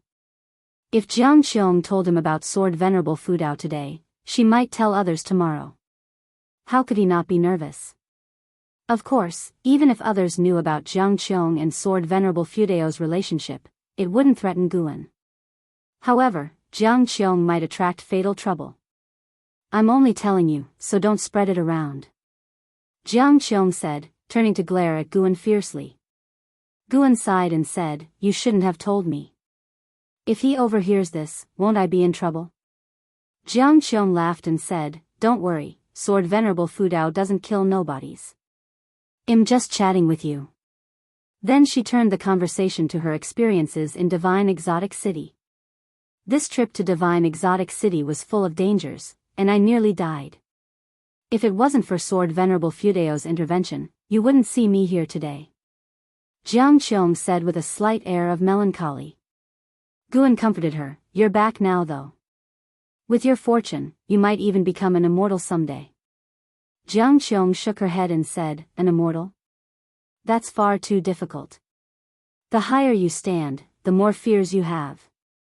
By the way, why do you think Sword Venerable Fudao cares so much for me? Could it be he fancies my looks? She glanced at Guan, anticipating his reaction. Guan frowned and said, probably not. He's too powerful and renowned, not lacking in women. I care for you only because you've taught me so many spells. Thinking of you that way is too hurtful. Guan felt insulted. How could Sword Venerable Fudao be so shallow? Seeing Guan frown, Jiang Qiong felt a bit relieved, though his remarks annoyed her. There are many women in the world, but how many have you seen that are more beautiful than me? Jiang Qiong glared, stepping forward quickly to lean over Guan and stare at him. Their faces were less than 10 centimeters apart, and Guan, sitting on the ground, had to shift to the side. Jiang Qiong lifted her left foot, brushing past Gu An's ear and stepping on the tree trunk, stopping his movement. Why are you dodging? Do you find your martial master so repulsive? Jiang Qiong snorted. Guan said awkwardly, repulsive, never. I'm just afraid of offending you. He glanced downward for a moment. Jiang Qiong was wearing a skirt, though there were pants underneath. Her posture was still quite improper. Offend? Jiang Qiong withdrew her foot, squatted down, and started pulling at Gu An's clothes. What are you doing? Guan exclaimed in fear. Jiang Qiong replied, in case that being really has his eyes on me, how could I refuse? Before that happens, let me fulfill you.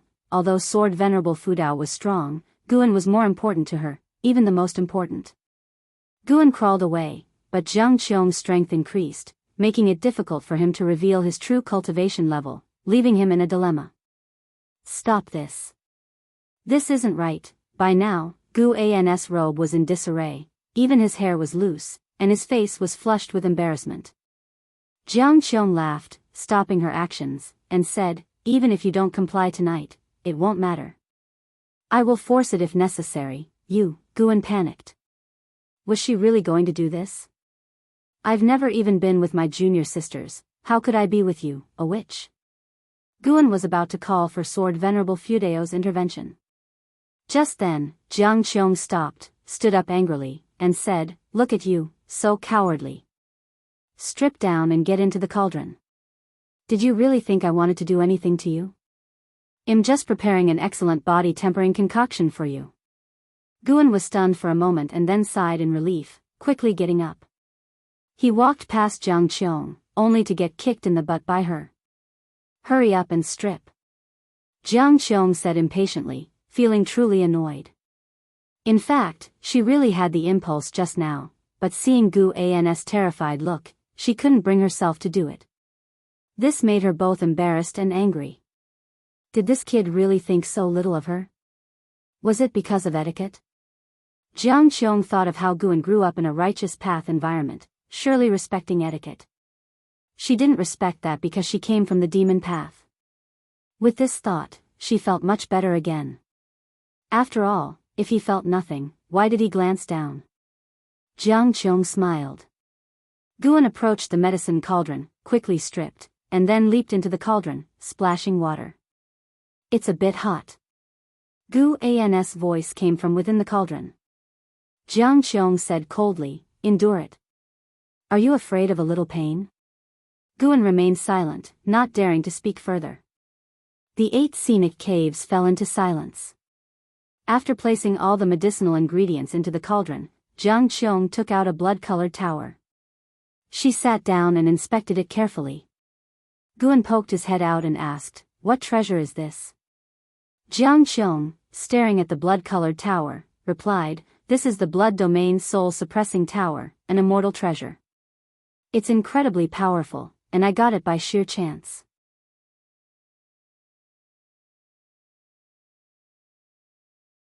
Chapter 225 Outer World Cave. Jiang Qiong briefly introduced the formidable aspects of the blood domain soul-suppressing tower.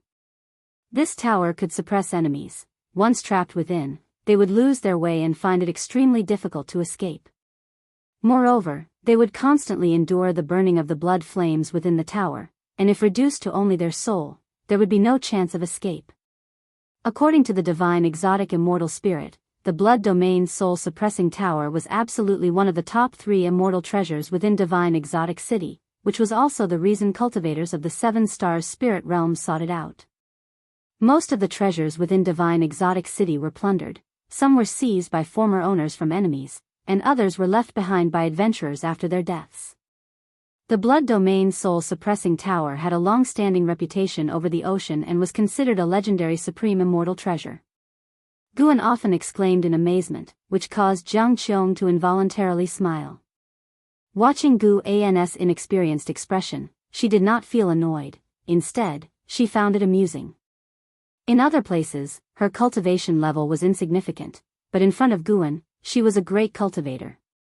Even though many people looked down on her, as long as Guan admired her, it was enough. Jiang Qiong then recounted her experiences from past years, including the founding of the Zhuhua sect.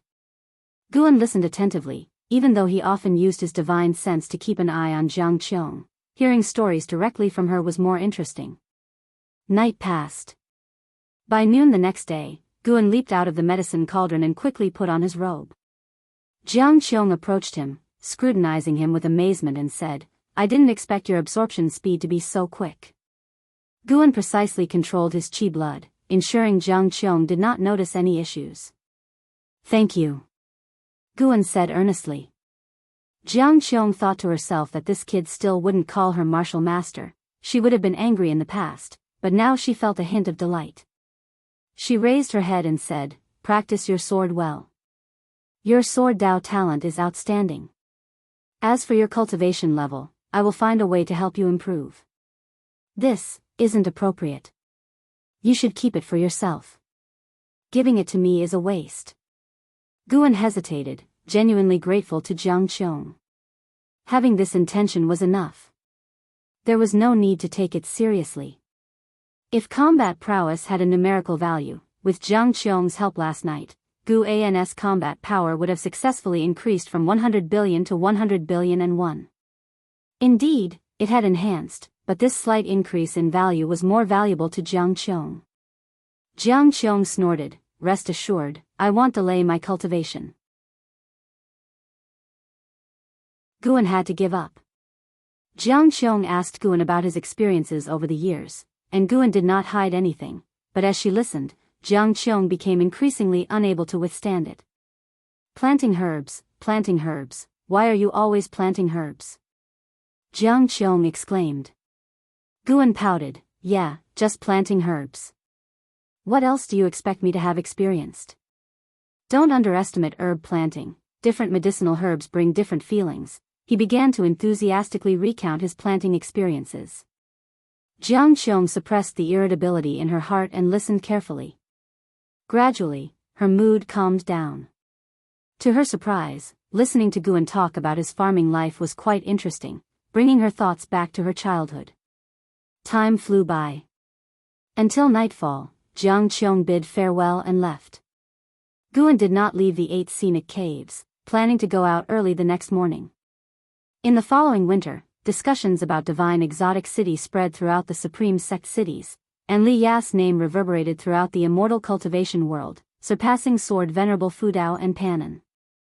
Many believed that with the control of Divine Exotic City, Li Ya would become an immortal in the future. Moreover, Li Ya was very young, and some already called him the best of the younger generation, even surpassing in Hao. Li Ya's prominence did not affect Guan's life. With the capture of Divine Exotic City, many great cultivators overseas left, but some cultivators stayed behind, joining various sects, with the Supreme Sect absorbing the most. Because Li Ya hailed from the Supreme Sect. With control of Divine Exotic City, Li Ya didn't need to wait for the future. He possessed power beyond a loose immortal, to the extent that even wandering immortals couldn't do anything to him.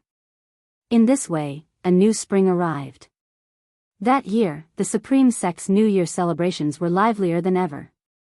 It was said that the Supreme Sect was preparing to head south in search of an island to establish a city, with the support of the Star Sea congregations, making the task much easier. After the New Year, the Supreme Sect began recruiting disciples for the Southern Sea expedition, with 10,000 openings and excellent benefits, leading to active registrations across all cities. Guan remained busy harvesting medicinal herbs, occasionally worrying about the Seven Stars spirit realm stirring up trouble. Among the conflicts sparked by Divine Exotic City, the Seven Stars spirit realm suffered the most losses, but they currently appeared very calm, which made Guan even more suspicious that they were brewing something. By March, the disciples of the Supreme Sect gradually put the matter of Divine Exotic City aside. On this day, Guan went to the Outer Sect Book Collection Hall to hand over the last volume of Journey to the West. Despite the great elder Feng Shang's earnest attempts to persuade him to stay, Guan found an excuse to leave. Not far from the book collection hall, a figure blocked Guan. It was Yu Yingying from the Star Sea Congregations, disguised as a chubby man, looking jovial. "Brother Gu, how have you been lately?" Yu Yingying asked with a smile, having used the sound transmission skill to reveal her true identity to Guan in advance. Guan replied with a smile, "Pretty good, how about you?" He couldn't understand why Yu Yingying always enjoyed shape-shifting. What was the fun in it? Within the Supreme Sect, her reputation wasn't widespread, making her actions pointless. "I'm quite well too. Lately, I've been really bored. How about I go to your Medicine Valley to help you out?" Yu Yingying asked. Guan hesitated for a moment and agreed, then directed her to the third Medicine Valley. Upon hearing this, Yu Yingying was immediately delighted and pulled Guan towards her own residence to pack her things. "Your Supreme Sect has produced Aliyah. With the support of the Star Sea Congregations, you'll definitely rise to prominence. In the future, we'll at least assist you," Yu Yingying remarked as she walked, her tone slightly emotional. She had not expected that amidst the scramble of so many great cultivators, an obscure minor cultivator would gain Divine Exotic City's approval. As a member of the Star Sea Congregations, she deeply understood the might of the fake immortal treasure, believing that Liya would undoubtedly become a significant great cultivator over the ocean. "That's great news," Guan responded, trying to act surprised. Following this, Yu Yingying began describing those powerful Immortal Path Supreme treasures to Guan. The Star Sea Primordial Unity banner of the Star Sea Congregations was said to invert the stars and ocean within the formation, causing those who entered to become forever lost, and it could harness the power of stars and the ocean to change the course of events. The Seven Stars Mirror of the Seven Stars Spirit Realm contained ancient power, under whose light nothing could hide. Guan found this very intriguing.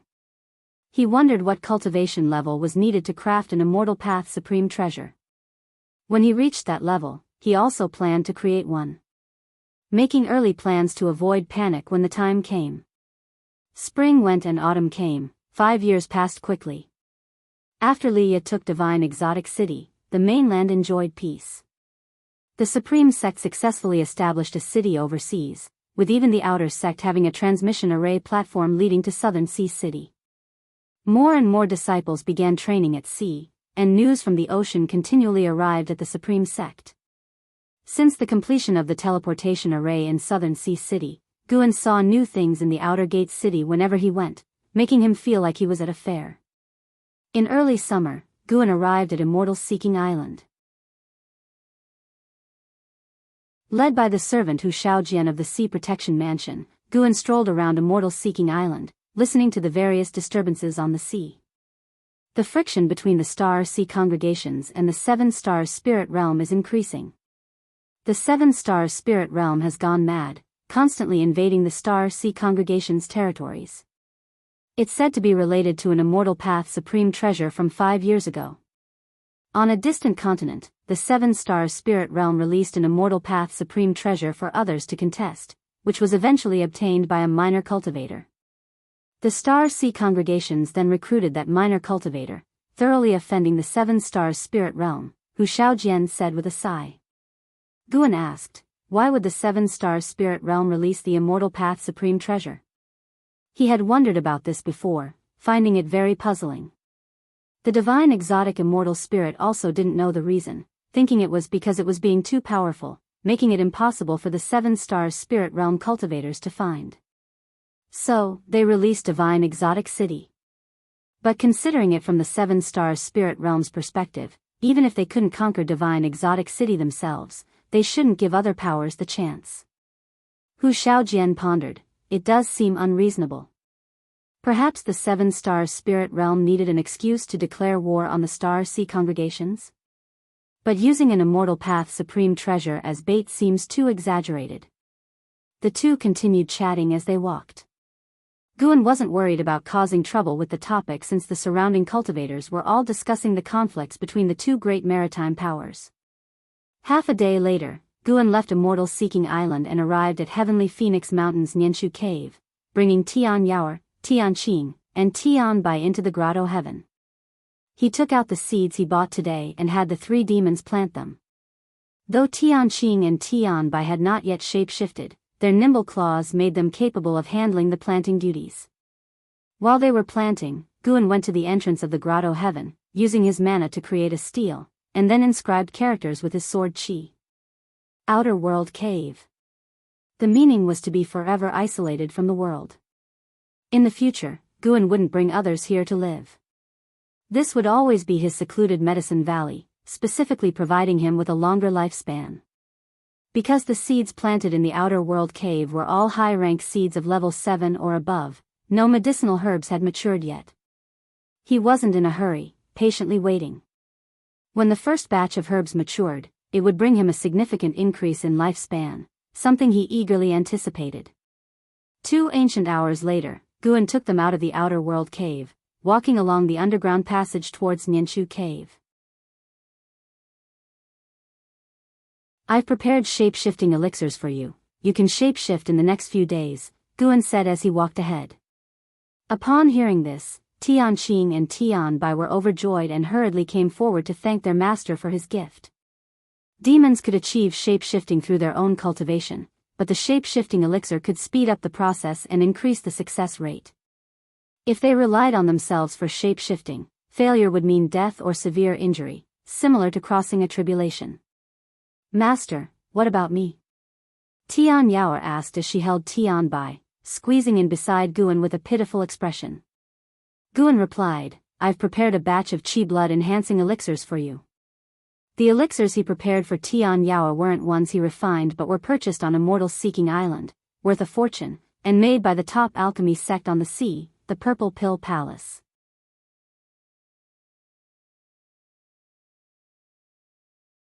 Chapter 226, Sudden Change in the Sea, Strange Fragrance. Guan did not personally oversee the shape-shifting of Tian Qing and Tian Bai.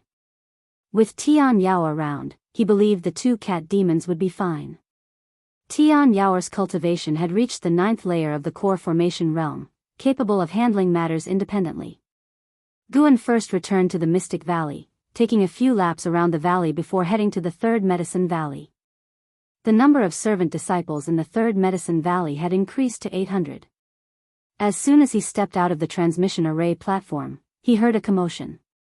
He glanced up and saw some disciples sweeping, some patrolling the area, and others practicing spells.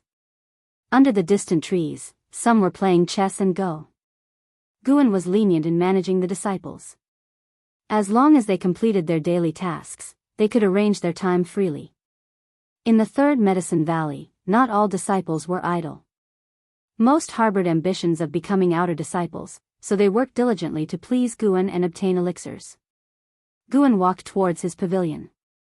The Blood Prison Great Saint was dozing on the grass below the pavilion, nature's spiritual energy slowly flowing into his body. Suddenly, the pavilion door opened, and Yu Yingying beckoned to Guan. Seeing this, Guan sighed helplessly and walked over. This pavilion belonged to Lu Lingjun. After Divine Exotic City was taken by Leah, Lu Lingjun returned. She was in seclusion for cultivation until Yu Yingying entered the valley, causing a change. The two of them unexpectedly got along well.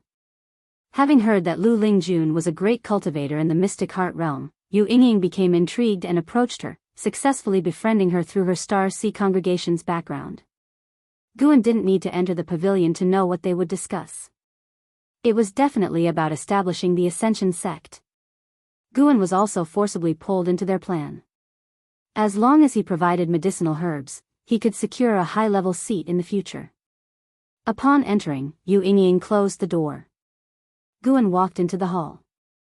Lu Lingjun was sitting at the table, which was covered in papers, with a small white snake coiled on them. He sat down, teasing the white spirit demon emperor, enjoying stroking its snake head. The white spirit demon emperor, having concealed its cultivation, was usually docile. Besides, Lu Lingjun had privately instructed it, so it had to comply with Gu An's actions. Yu Yingying quickly sat beside Guan, excitedly saying, "Recently, my people have tracked the whereabouts of ascenders. And there's more than one." Guan responded irritably, "You dragged me into this just for that? I have no intention of leaving the supreme sect."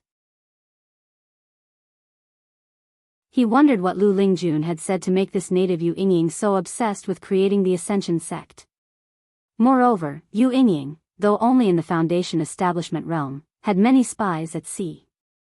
Previously, Guan overheard their conversation and learned that Yu Yingying's grandfather was one of the Sea Lords of the Star Sea congregations, meaning he was at least in the wandering immortal realm.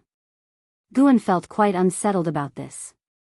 He had known Yu Yingying first, but she hadn't confided in him, instead revealing everything to Lu Lingjun.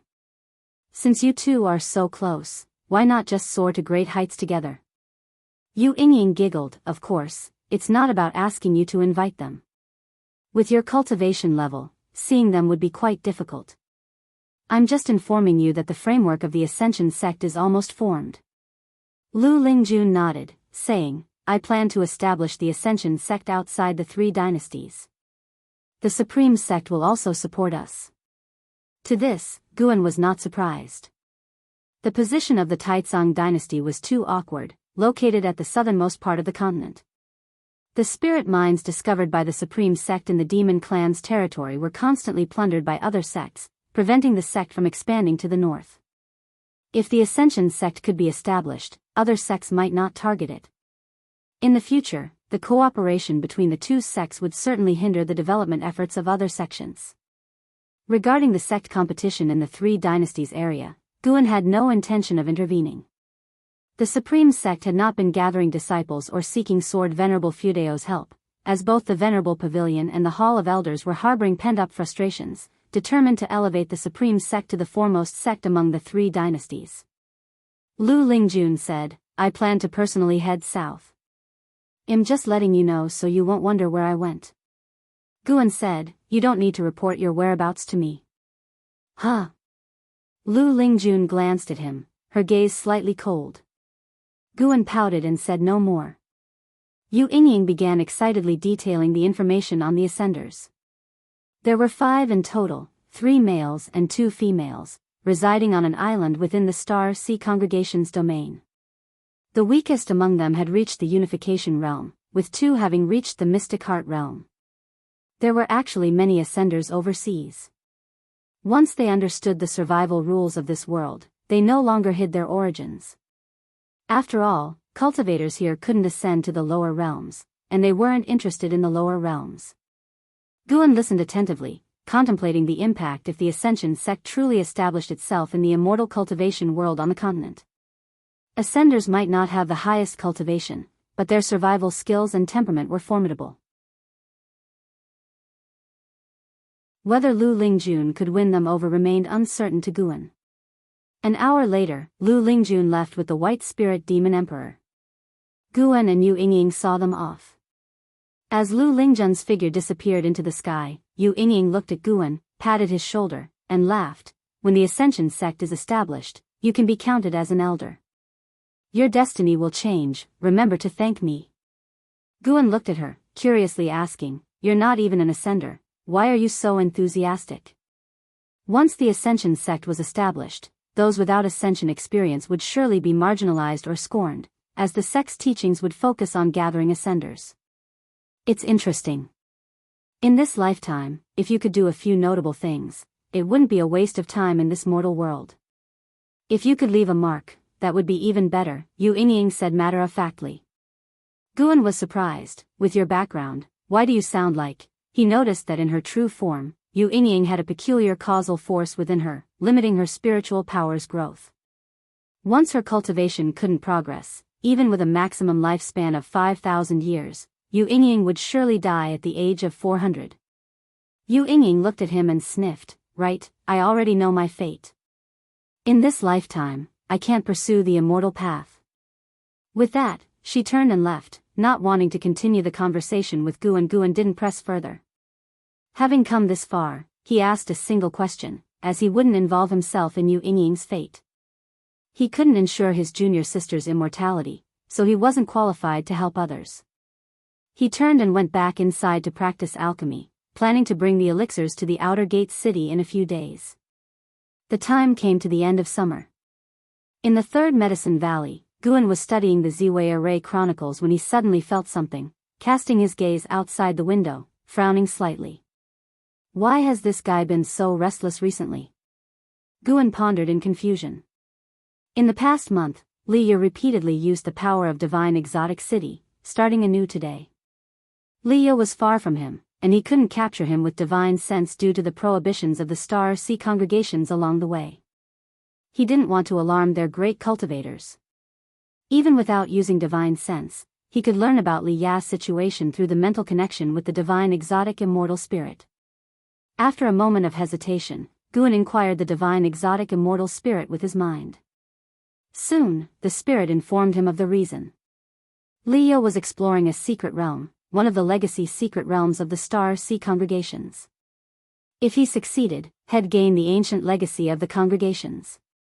With the power of divine exotic city, Li Ye had already reached the final challenge, facing the remnants of the inheritor's soul, with the army of divine soul demons unable to capture it for a while. Knowing the reason, Guan stopped worrying. Li Ye had been with the Star Sea congregations for over 5 years. If they had intended to harm him, they would have done so long ago. It seemed the congregations genuinely wanted to nurture him. Guan withdrew his gaze and continued studying the Ziwei Array Chronicles in his hand. Time continued to pass. An hour later. Boom! A deafening roar from afar interrupted Guan's thoughts once again. What's special about today? Why is there so much commotion?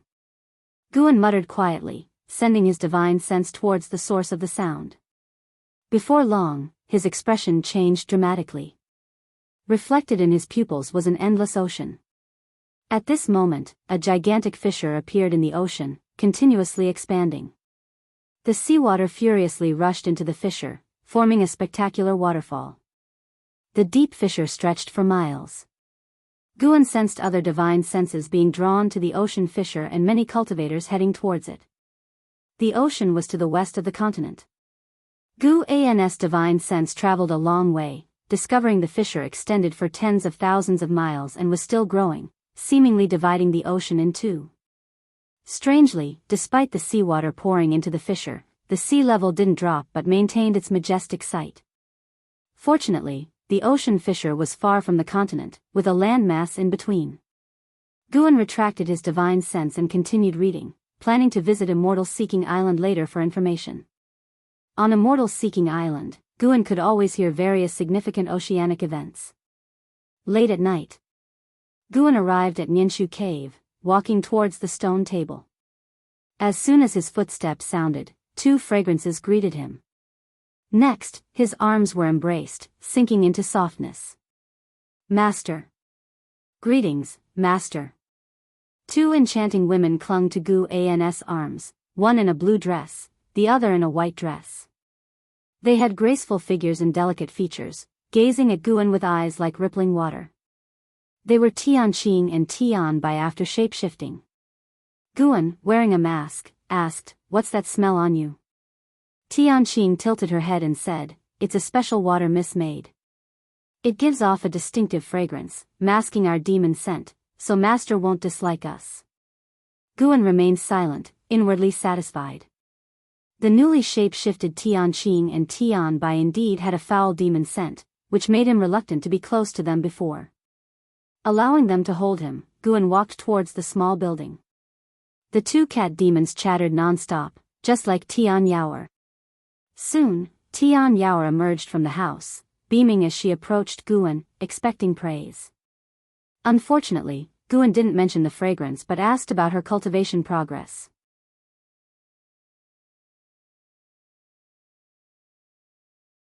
Chapter 227 Immortal King Guan sat at the stone table, enjoying Tianqing and Tian Bai's shoulder and leg massages. He cast his gaze toward Tian Yaoer, occasionally giving remarks on her limitless freedom step, feeling quite content. Tian Yaoer felt rather frustrated but had no choice but to listen. After a long while, Guan finally stopped his pointers to her and said, Tian Qing, Tian Bai, today I will teach you a divine skill. Do you wish to learn? Upon hearing this, the two girls immediately nodded, their eyes shining with excitement. Guan raised his hand, using his index finger to touch their foreheads. In an instant, their bodies stiffened, and a figure practicing divine skills was reflected in their pupils, their postures constantly changing. He imparted the Daoist gang primal energy to them. Tian Qing and Tian Bai needed many years to master it, which would also help them settle down. During the massages, their hands had been a bit restless, which made Guan slightly displeased, hence a small punishment. Tian Yaoer sat down and curiously asked, Master, what divine skill are you teaching them? Guan briefly introduced the Daoist gang primal energy, which piqued Tian Yaoer's interest, and she began to coquettishly beg him to teach her. Having spent so much time together, Guan found it hard to refuse Tian Yaoer's requests, so he nodded in agreement. This made Tian Yaoer very excited, her eyes darted around, thinking of something, unable to contain her smile. Once the two cat demons regained their senses, Guan let them go to practice. As they left, Tian Yaoer approached again, eagerly leaning her forehead forward with her eyes closed. Seeing her acting like a damsel waiting to be picked, Guan cursed her as a demon under his breath, then began imparting the divine skill. After teaching the divine skill, while Tian Yaoer was still immersed in the inherited memories, Guan began picking medicinal herbs. Tian Qing and Tian Bai were very restless. Wherever Guan went, they would practice nearby, constantly chatting with him. It wasn't until dawn that Guan finally left. As autumn arrived, the weather became slightly cool. Guan crossed several seas and reached a mortal-seeking island. Sure enough, news of the ocean rift had already spread across a mortal-seeking island, and everyone was talking about it. It was said that the rift was still continuously expanding, making it impossible to gauge its length. The width alone reached 100 miles, causing unease, as if the entire mortal world was about to split in two. During this time, Guan even saw heaven and earth flying immortal approaching the ocean rift, but they were powerless as well. Senior, I heard a legend. Long ago, the mortal world was submerged by the ocean, countless Daoist traditions perished. When the ocean receded, all beings returned to living on land, and sects sprang up like bamboo shoots after a rain. One of those sects was the Red Dust Sect. The sect master of Red Dust Sect created the Immortal Path Supreme Treasure, Divine Exotic City, which suppressed the mortal world and achieved the position of Immortal King. Before the Red Dust Sect master fell, he split the ocean in two, then his body fell and was buried at the bottom of the sea. His realm was unimaginable, and some say it was the power of his bones that cracked the ocean. No one knows if it's true. Hu Xiaojian followed beside Guan, speaking mysteriously. Red Dust Sect, Divine Exotic City? Upon hearing this, Guan suddenly felt that the ocean rift was related to the Seven Stars Spirit Realm. The Seven Stars Spirit Realm first released the Divine Exotic City, then created the ocean rift. What was their true intention?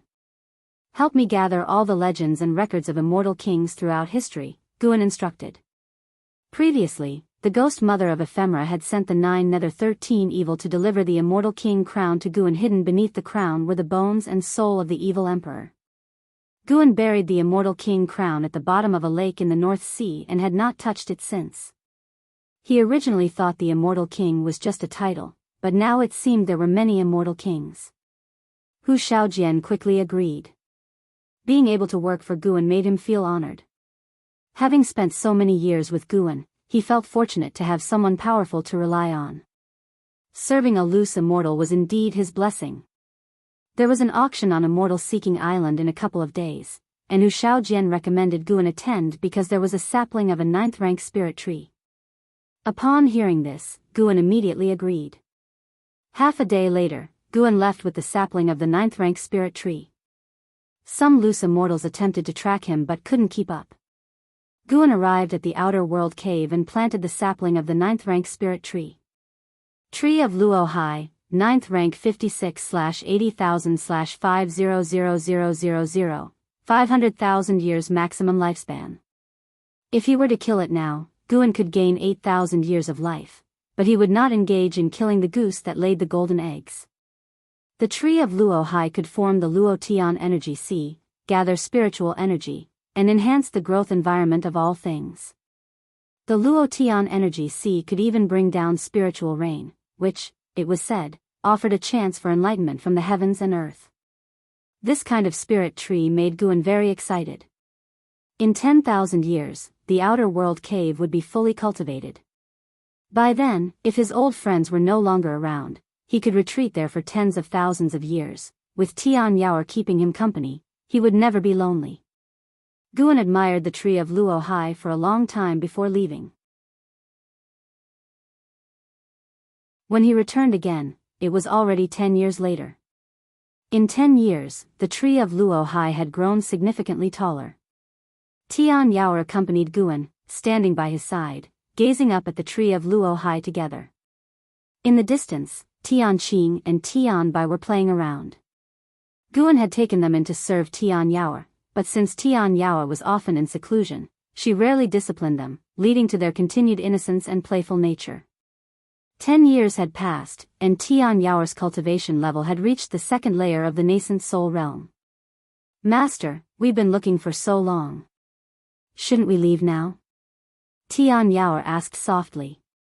Guan came back to his senses, nodded gently, then took her and left. Tian Yaoer urged him because she didn't want to waste time here. She had a lot she wanted to discuss with Guan. However, she could sense that Guan's mood wasn't high. This feeling persisted until Guan left. Returning to Mystic Valley, Guan sat at his desk, holding the Green Hero travelogue, unable to calm his mind. He sighed quietly, feeling very troubled. The reason for his distress was because tonight Yilan was going to release the cultivation suppressed by the primordial reincarnation skill. He was already 122 years old, whereas Yilan was 117, only 13 years away from the end of her lifespan. He feared that the primordial reincarnation skill might have issues, so he left 13 years as a buffer. Over these years, he had sent countless elixirs to Yilan, which should have helped her accumulate a significant amount of cultivation. Guan thought this, feeling a bit more at ease. He sent his divine sense toward the outer gate city, inside Yilan's mansion. Yilan was meditating on her bed, practicing her skills. Guan could feel that her cultivation realm was loosening. He waited until the deep of night.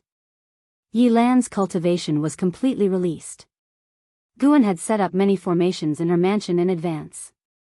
Nonetheless, her aura still alerted many people because he couldn't lay formations beyond his apparent abilities grade. More and more people gathered toward Yilan's mansion.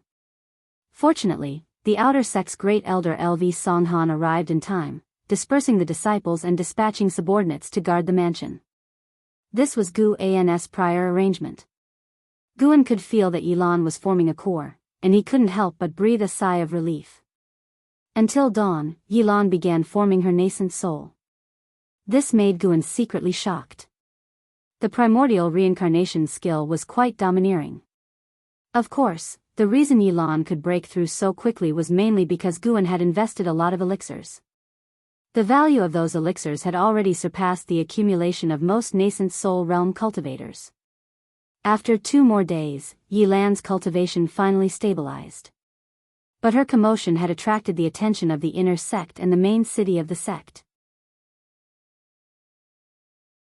Guan had no choice but to stand guard at the mansion's entrance. LV Badian flew over. Seeing Guan, he immediately approached him. Facing the sect leader, Guan did not conceal anything. He explained the origin of the Daoist expansion skill and revealed that the reason Yilan's breakthrough caused such a stir was that he had poured all the medicinal herbs he had obtained over the years into elixirs for her. LV Badian had heard of the Daoist expansion skill. Wuxin was now a key figure beside Li Xiandao, and the power of the Daoist expansion skill had already spread in the immortal cultivation world. He hadn't expected Guan to be so sentimental. He knew that Guan possessed 3 medicine valleys, and the quantity of medicinal herbs he obtained yearly was immense. That he would pour it all into Yilan was astonishing. I'll handle this. You can wait here in peace.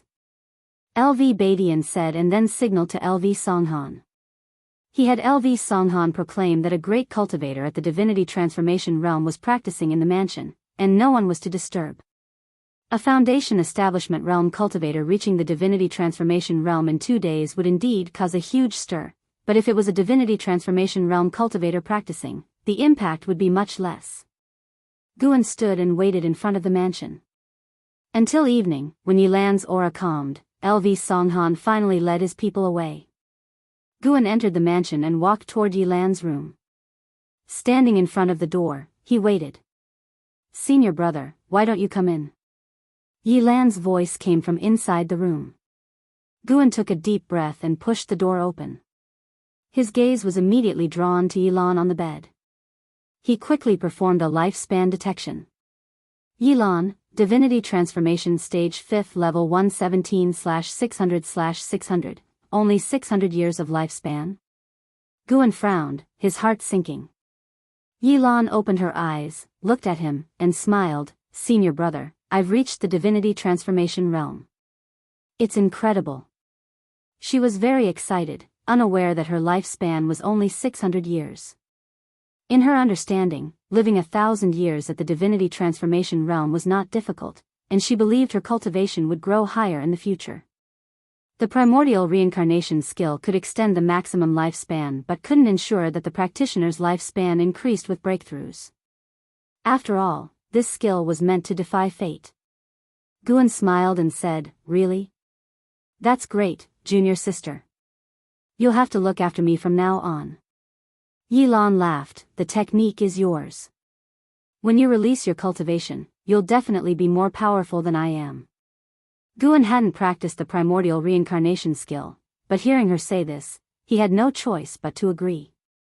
Yilan got up and sat at the table with Guan, starting to talk about her breakthrough experiences. Guan, meanwhile, pondered how to help Yilan achieve enlightenment. At present, it seemed enlightenment was the best way to extend the maximum lifespan. But how difficult enlightenment was.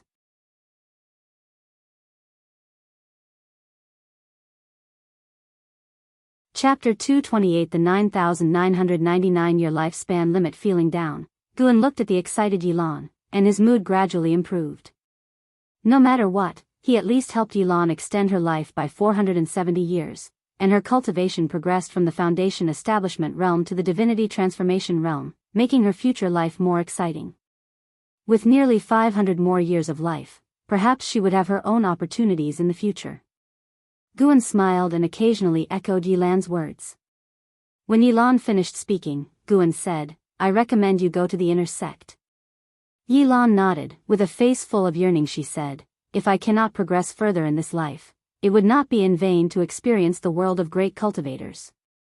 Since Guan stepped into the room, Yilan had noticed something was off with his expression. Recalling Guan's usual advice, Yilan thought of many possibilities. One thing was certain, her senior brother was very concerned about her lifespan. Yilan did not feel afraid or disappointed, instead, she felt very content.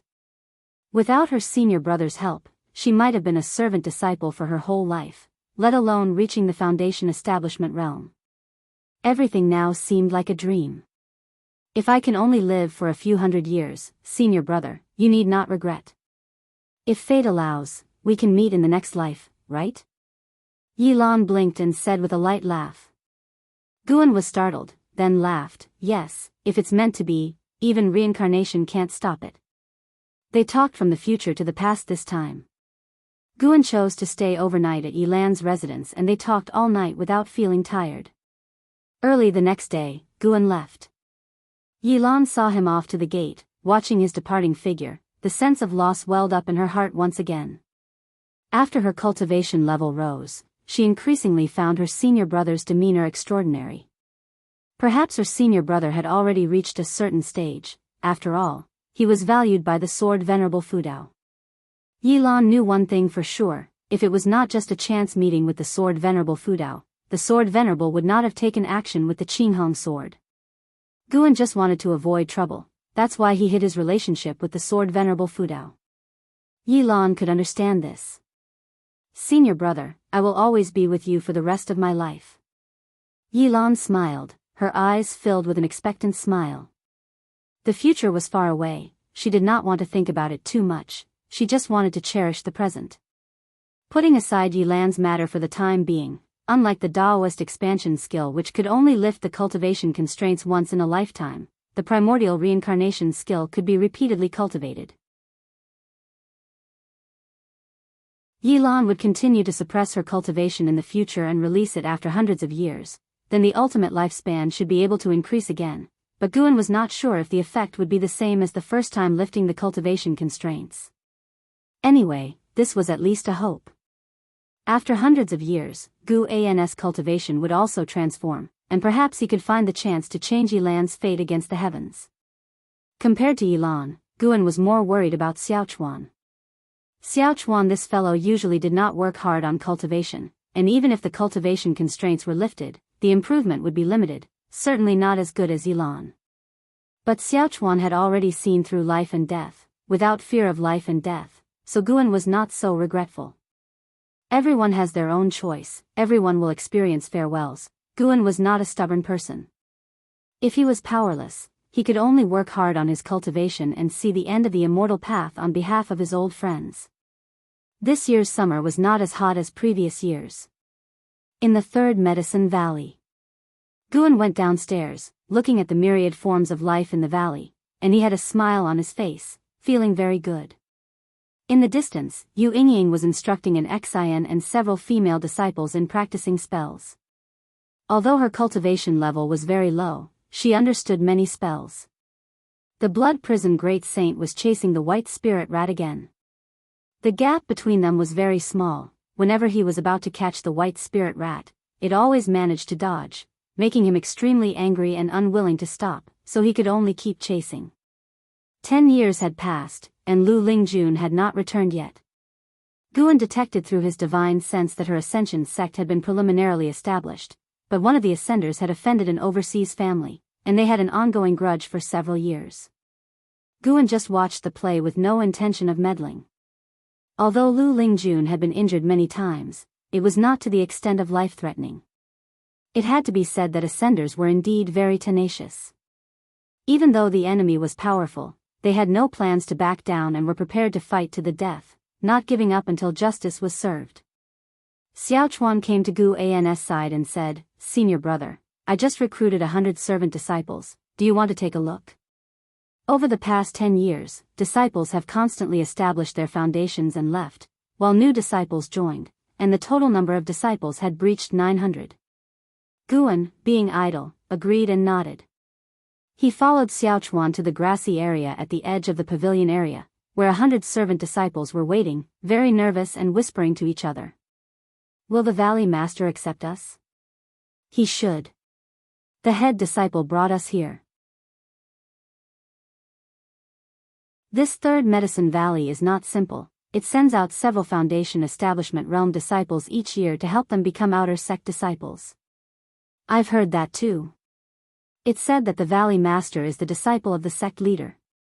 The most important thing is that the Valley Master is very generous. Some were excited, some were anxious, and some were so nervous that they were shaking all over. When they saw Xiaochuan and Guan approaching, they all shut up. Their gazes fell on Guan and were amazed by his appearance and demeanor. So young. So handsome. Guan's eyes swept over these servant disciples, constantly checking their lifespans. In the past decades, there were no few buried talents among the servant disciples recruited by Xiaochuan, but none had an ultimate lifespan exceeding 1,000 years. Guan had never focused on cultivating servant disciples, so the master-disciple bond was not close. With one glance, all had ultimate lifespans of 100 or 200 years, occasionally showing up one with over 300 years. Yang Jian, Energy Cultivation Realm 3rd Layer 15/97/9999. Yang Jian? Even true Lord Erlang appeared? And with the same ultimate lifespan as in Hao. Guan's gaze fixed on Yang Jian. He pointed at Yang Jian and transmitted his voice to Xiaochuan. asking him to call that kid out. Yang Jian wore simple gray clothes, his face slightly black, looking like he had been doing farm work since childhood, but his facial contours were very good. If well-groomed, he would appear handsome. He stood in the crowd, very inconspicuous. Watching Xiao Chuan approach, everyone held their breath, both nervous and expectant. Xiao Chuan squeezed into the crowd, patted Yang Jian on the shoulder, and asked him to come out. Yang Jian was stunned, and quickly followed, feeling very anxious, afraid that Guan would find him unpleasant. When he stood in front of Guan, he heard Guan ask, "Introduce yourself." Yang Jian came to his senses and hurriedly said, "My name is Yang Jian, from Longhu Town, Su Province. I am 15 years old, and my family has 9 members." Before Guan could speak, Xiao Chuan couldn't help but ask, "Yang Jian? Which Yang, which Jian?" Yang Jian scratched his head awkwardly and said, "It's Yang Jian from the Investiture of the Gods, true Lord Erlang from Journey to the West. I really like these 2 books, so I changed my name to Yang Jian after joining the Supreme Sect. My old name was Yang Xiaohu, which sounded really bad." As soon as he finished speaking, the other servant disciples burst into laughter. Hearing this, Guan breathed a sigh of relief. "Scared me to death." He really thought this kid was Yang Jian from the Investiture of the Gods. After all, this nearly 10,000-year ultimate lifespan was too eye-catching. To date, Guan had encountered 3 people with an ultimate lifespan of 9,999 years, and Hao, the Blood Prison Great Saint, and Yang Jian. He scrutinized Yang Jian, finding his bones peculiar, and his spirit root was a mixed spirit root of the 5 elements, but his bones were unlike ordinary people. This point was hard to detect without reaching the immortal path realm. His bones needed a vast amount of spiritual energy to revive. In other words, if Yang Jian could not awaken his physical body, he was no different from an ordinary servant disciple. Without the lifespan detection, Guan would not have detected this. If not encountered by Guan, Yang Jian would likely never have been noticed for his extraordinary traits, as the number of immortals in the Taizong dynasty was few, making it hard for him to come in contact with them. Xiao Chuan, with a dark expression, said, "You really know how to name yourself, daring to take the name of true Lord Erlang, who is so divine and handsome." He also liked the Investiture of the Gods and Journey to the West and had a very good impression of Yang Jian. In the Investiture of the Gods, Guan included the story of Yang Jian rescuing his mother on Peach Mountain, making Yang Jian's character more complete and raising his popularity to the highest in the Investiture of the Gods, surpassing even Neza. The other servant disciples joined in the teasing, making Yang Jian's face turn red, wanting to find a hole to crawl into. Choosing a new name after embarking on the path of immortal cultivation is also a way to show your ambition. "From now on, you shall be called Yang Jian," Guan said. With his words, the other disciples dared not laugh anymore. Then, Guan gave some courteous encouragement and explained some rules of the Medicine Valley, stating that as long as the disciples worked diligently, he was willing to help them establish their foundations and pursue the immortal path. After speaking, Guan turned and left. He would not accept someone as a disciple based solely on their ultimate lifespan. He would observe Yang Jian's future behavior. If he had good character, Guan would be willing to help, forming a kind fate. If his character was mean, then he would live his exceptional lifespan in mediocrity. Due to being singled out by Guan, Yang Jian was pursued by other disciples looking to befriend him, making him feel flattered. He looked at Gu An's departing figure, his eyes full of gratitude. Without Gu An's recognition, his name would have been constantly mocked. He decided secretly that he must perform well and strive to get a foundation establishment pill someday. Back in his room, Guan couldn't help but turn his gaze to Anhao. Compared to Yi Yan, Su Han, and Jin Qin, Anhao was his true disciple, inheriting his cultivation techniques and ultimate skills. He had always held great expectations for Anhao. Anhao's cultivation had reached the 9th layer of the nascent soul realm, and terrifyingly, he was not yet 100 years old. At the moment, Anhao was cultivating on a small island in the ocean, with Qi Jiuxiao and Qi Bei also on the island, guiding him in his cultivation. Both were stunned by Anhao's talent. If they didn't know that Anhao had a mentor at the heaven and earth flying immortal realm, they would have fought to take him as a disciple. Guan noticed that Qi Bai's cultivation level was continuously dropping. It seemed the poison of the immortal swallowing scorpion could not be completely eliminated. He needed to find an opportunity to pass the Yangwood primordial skills advanced technique to Anhao to prevent Anhao from being surpassed by Li Ye and Zhang Buku.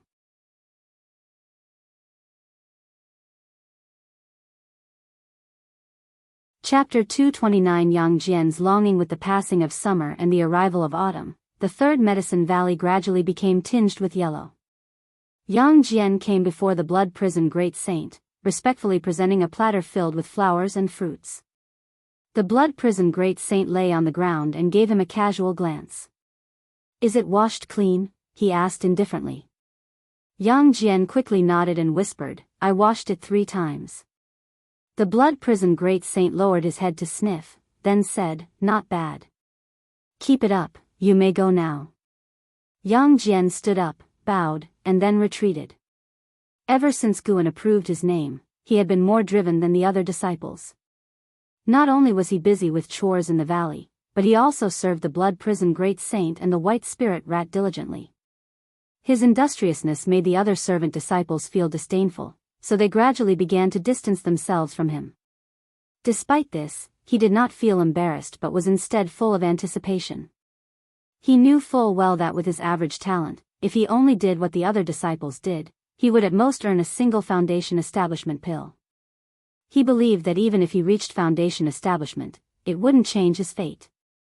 There were many foundation establishment realm disciples in the outer sect who still remained at the bottom. But if he could gain the favor of the Valley Master, that would be entirely different. Lacking aptitude and connections, Guan represented the greatest opportunity in Yang Jian's eyes. He didn't know how to go about pleasing Guan deliberately, so he used his spare time to take care of Guan's mounts and spirit pets. Yang Jian stood at the wooden fence, looking out over the vast expanse of the Medicine Valley's garden. He wiped the sweat from his face, filled with hopes for the future. Being able to join such a medicine valley was already very fortunate. Next, he needed to seize this fortune. Days went by one after another. In late autumn, someone came to visit Guan. It was Wu Ju, whom he hadn't seen in many years. Wu Ju, visiting the third medicine valley for the first time, was amazed by its grandeur. "I'm looking for Guan," Wu Ju said, grabbing a person. Coincidentally, that person was Yang Jian. Yang Jian was sweeping the ground and couldn't help but ask, "May I ask for your name, senior? What is your relationship with the Valley Master?" "My name is Wu Ju. Guan and I are brothers. I've been away for many years and came here specifically to see him today," Wu Ju replied. Hearing this, Yang Jian dared not be careless. He asked Wu Ju to wait for a moment and ran all the way to Xiaochuan to report the matter, asking Xiaochuan to make the decision. Xiaochuan then went to Guan's pavilion and relayed the story at the door. In fact, Guan had already sensed Wu Ju's arrival, but since Wu Ju had now cultivated the energy-concealing sorcery, it was hard for him to detect directly. So he waited for his disciples to report it to him. "Bring him over," came Guan's voice from inside the room. Xiaochuan immediately called out to Yang Jian, sending the waiting Yang Jian downstairs on an errand. Just as Yang Jian turned around, Wu Ju suddenly rushed past like a gust of wind, startling him so much that he widened his eyes. He stood there dumbfounded, watching Wu Ju leave a trail of afterimages as he swiftly went upstairs. Even Xiaochuan, who was upstairs, had his hair blown around and stood frozen in place. Wu Ju pushed open the door, saw Guan, and smiled, turning around to close the door behind him. Xiaochuan came to his senses and turned to descend the stairs. Yang Jian was still stunned. It wasn't until Xiaochuan beckoned to him that he finally snapped out of it.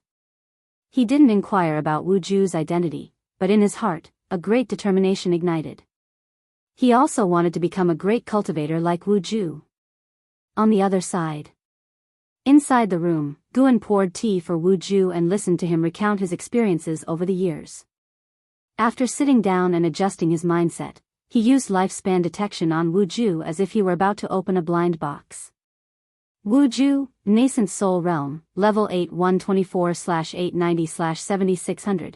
So many years had passed, but Wuju's maximum lifespan had not increased, indicating that he hadn't made any breakthroughs in path enlightenment for decades. Guan felt a bit disappointed. He had hoped that Wuju could continue his path enlightenment indefinitely. Of course, with Wuju's current talent and status, reaching the Nirvana realm before the age of 7,600 wouldn't be difficult. However, Guan thought it a pity that Wuju wouldn't reach the ultimate lifespan limit of 9,999 years. Wuju didn't notice any change in Guan's expression and continued to talk excitedly about his experiences over the years. Guan listened attentively. The timid boy from back then had now grown to be a capable individual. Hearing him now also made Guan feel somewhat emotional. After a long time, Wuju began to speak about his troubles. The emperor treats me very well and has tried hard to win me over, but my master also treats me exceptionally, training me without reservation. Now, the Zhou family behind my master is not only in conflict with the Taizong dynasty but is also challenging the supreme sect. Wuju spoke with a face full of anguish. He had embarked on the immortal cultivation path at the supreme sect, so he had deep feelings for it. When the Zhou family left the supreme sect, it made things difficult for him. Hence, he chose to serve Li Xiandao to avoid the disputes. But now, with the Zhou family supporting the great Jiang dynasty, a three-way war was imminent, and he faced another decision. This time, he had returned to seek Guan's opinion. After hearing this, Guan also felt troubled. Repaying a debt of gratitude was always the hardest. He pondered for a moment and then asked, "Who do you think is the most important?" Wuju was silent for a moment before he replied, "In my heart, the supreme sect is definitely the most important. Whether it is my master or the emperor, they chose me only after I had grown up. Without the supreme sect, I wouldn't have met them." He raised his eyes to look at Guan, his gaze gradually becoming resolute. Guan smiled and said, "Since you can make a choice, I won't say more. Regardless of your decision, I will support you." Wuju felt a smile spread across his face and sighed, "I have to consider how to face them in the future. It's simple. Don't become their enemy. Support the supreme sect unilaterally. There are many ways to repay them, you don't have to follow orders blindly," Guan reassured him. Wuju nodded, then took out various treasures from his storage bag, placing them on the table. "This is the demon extermination elixir, which can prevent the birth of inner demons.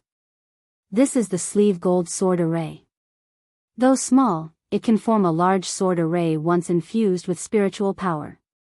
This is the substitute mouth cricket. It's of no practical use but can speak for you and serve as entertainment.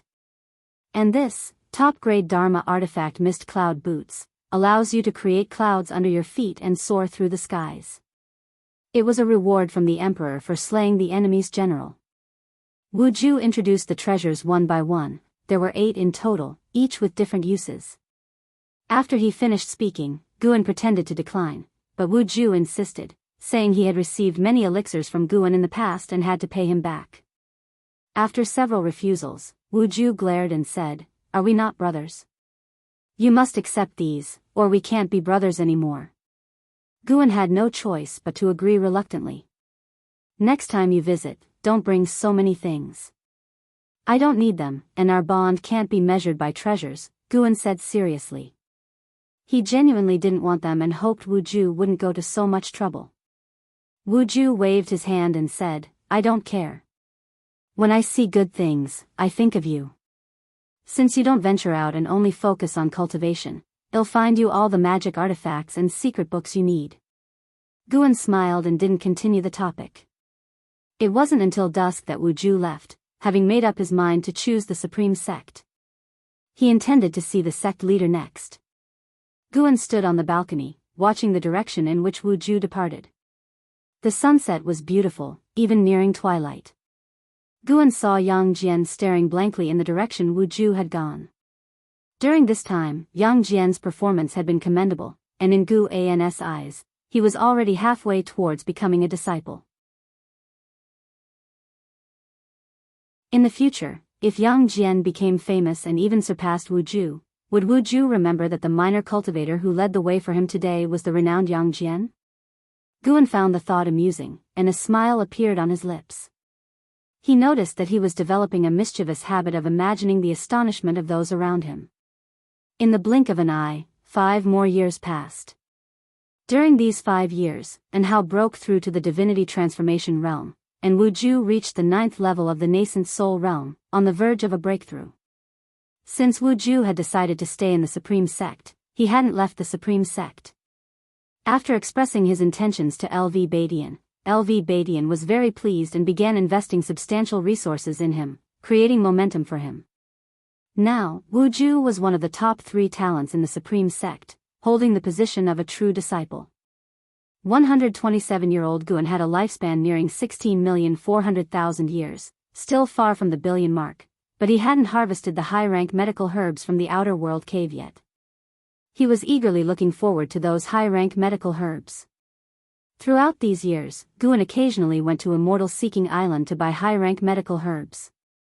The number of 7th-order medicinal herbs planted in the outer world cave had exceeded 100,000, and the number of 8th-order medicinal herbs surpassed 10,000. Once all these herbs matured, harvesting them would significantly extend his lifespan. On this day, Guan had just returned from Immortal Seeking Island. He walked into the 3rd Medicine Valley with a slight frown. Recently, more and more loose immortals had been eyeing him, so he needed to consider purchasing medicinal herbs from other islands. The price of a single 7th-order medicinal herb was astronomical. Guan's extensive purchases at Immortal Seeking Island had made him one of their top 10 clients, naturally drawing envy. As Guan passed by the Blood Prison Great Saint, he saw Yang Jian standing nearby, washing the Blood Prison Great Saint. He said, "Don't spoil him. He spends his days lazing around, only knowing how to eat and sleep." Yang Jian quickly responded, "It's fine. I don't have anything to do anyway." Guan said no more and quickly went upstairs. The Blood Prison Great Saint, thinking he had upset Guan, quietly said, "Yang Jian, come here." Hearing this, Yang Jian hurried over and squatted in front of him. "Come find me at midnight tonight. I'll teach you a spell," the Blood Prison Great Saint said mysteriously. Yang Jian's expression became strange. "There's no need. I'm not taking care of you for any benefit," he said. What he desired was Guan's favor. What kind of spell could a bull demon teach him? "I don't care. You must come," the Blood Prison Great Saint demanded, and Yang Jian had no choice but to agree. He stood up and left, glancing towards the pavilion where Guan resided. If only it were his master teaching him a spell instead. Inside the room. After sitting down, Guan spread his divine sense, looking towards the ocean trench to the east. This great trench had ceased to extend but still existed across the ocean, frequently drawing great cultivators to observe. Guan sensed the presence of an entity surpassing the wandering immortal realm flying above the ocean trench. The individual displayed their aura recklessly, drawing many divine senses to probe.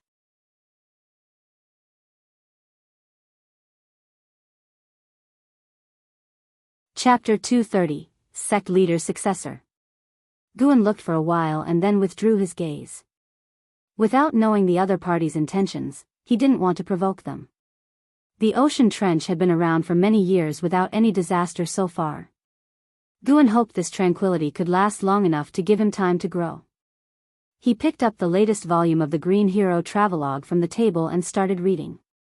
This book was sent by Xiantiani, and he had already read it several times. Each reading gave him a different flavor.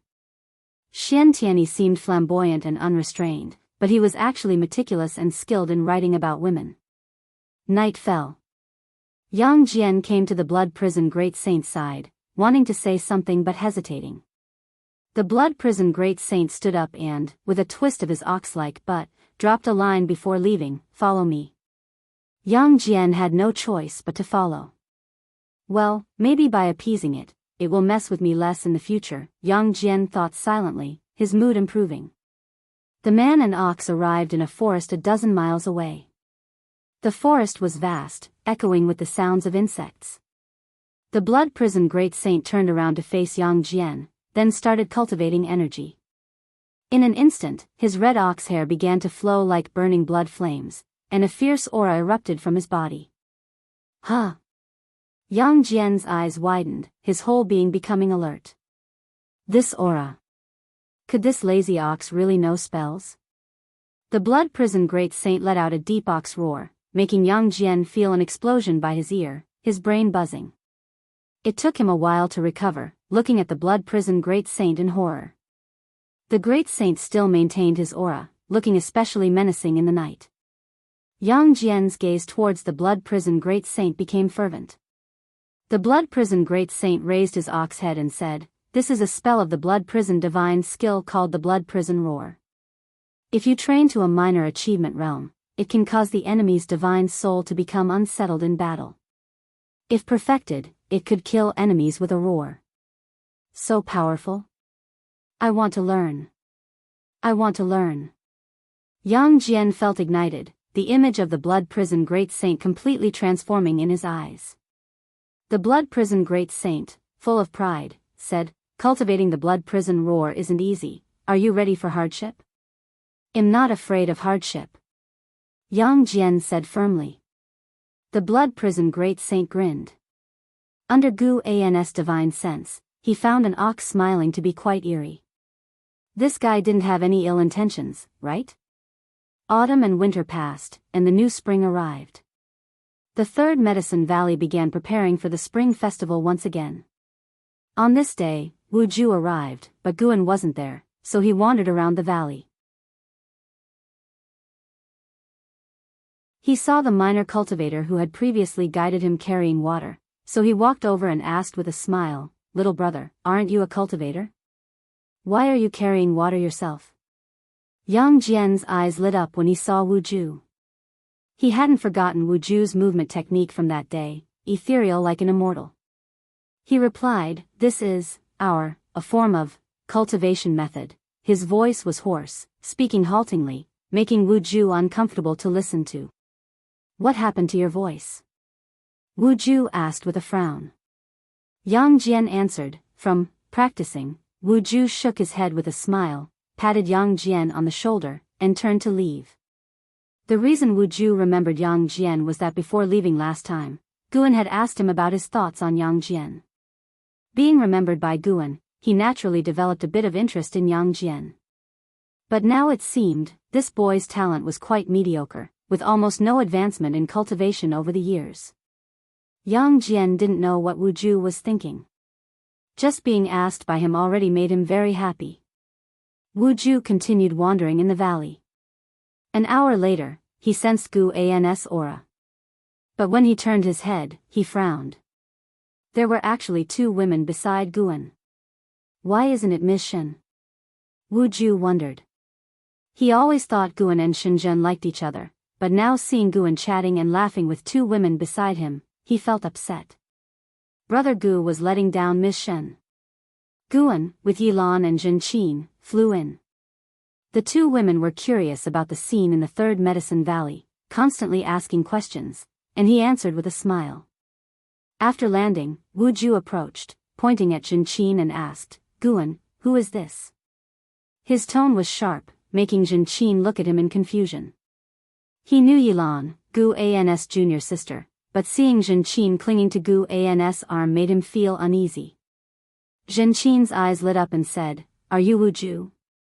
Yilan nodded and said, "Yes, he is the true disciple who has recently become famous in the Supreme Sect, Wu Ju." Seeing Wu Ju, she felt very emotional. At the Golden List conference, she met Wu Ju through Guan. Back then, Wu Ju surprised her, but she didn't expect him to achieve so much today. Why did geniuses always appear around senior brother? Guan smiled and said, "This is my disciple, Zhenqin. Let's go inside and talk." Hearing this, Wu Ju's expression softened. "When is mission coming?" Wu Ju asked. He always believed that Guan and Shenzhen were meant to be together. Guan casually replied, "How would I know when she will come?" Hearing this, Zhenqin's eyes darted between Guan and Wu Ju, thinking about something. The four of them headed towards the pavilion, Zhenqin continuously asking Wu Ju questions enthusiastically, making Wu Ju a bit shy. Before they reached the pavilion, a figure flew in quickly. Guan silently thought, oh no. Ms. Shen. Wu Ju called out excitedly and waved at Shenzhen. Yilan and Zhenqin looked toward Shenzhen. She wore a white dress with a veil on her face, looking like a celestial being, with an outstanding temperament. Shenzhen landed beside Zhenqin and smiled, Wu Ju, long time no see. She was often in seclusion and didn't know about Wu Ju's reputation over the years. She looked at Yilan and Zhenqin, full of curiosity. Guan pretended to be calm and began introducing them to each other. The three women exchanged pleasantries, creating a harmonious atmosphere, but Guan could feel the undercurrent. I didn't expect it, Guan, you have so many female confidants? Yu Yingying suddenly approached, asking excitedly. Wu Ju's loud voice had drawn her attention. Seeing the three women surrounding Guan and chatting, while Wu Ju maintained a polite distance, she felt there was a good show to watch. Guan turned black-faced and said, don't talk nonsense. Yilan looked at Yu Yingying and asked, who is this? So senior brother's previous jokes were true, many female disciples in the valley liked him. Yu Yingying, working for Guan, Yu Yingying said with a smile. No one believed her, as how could an errand girl call the valley master by name? Yu Yingying continued, I forgot to tell you, Senior Lu should be coming back for the festival. Guan kept a straight face and said, let her come back if she wants to. Yilan squinted her eyes and asked, is Senior Lu a man or woman? Yu Yingying said, a woman, Lu Lingjun. You should have heard of her. She's a great cultivator in the mystic heart realm. Yilan and Zhenqin's faces changed. They had indeed heard of Lu Lingjun, but didn't expect her to be connected with Guan. Shenzhen's eyes curved in a smile, looking appreciatively at Yu Yingying. What a talent. I like her. Guan took Yilan's hand and walked towards the pavilion, saying, my junior sister is here for the first time, I need to attend to her. Yilan's face blushed, Zhenqin hurriedly followed, feeling victorious. She proudly gave Yu Yingying a challenging look. Yu Yingying glared at Zhenqin before turning to leave. Shenzhen tacitly followed suit without a word. Wu Ju stood in place, watching the backs of the three women. After thinking it over, he decided not to follow them. If they really start fighting, he would step in to protect Guan. No wonder brother Gu doesn't cultivate, too busy tending to his peach blossoms. Indeed, master is right, women are obstacles on the immortal cultivation path, they are inner demons.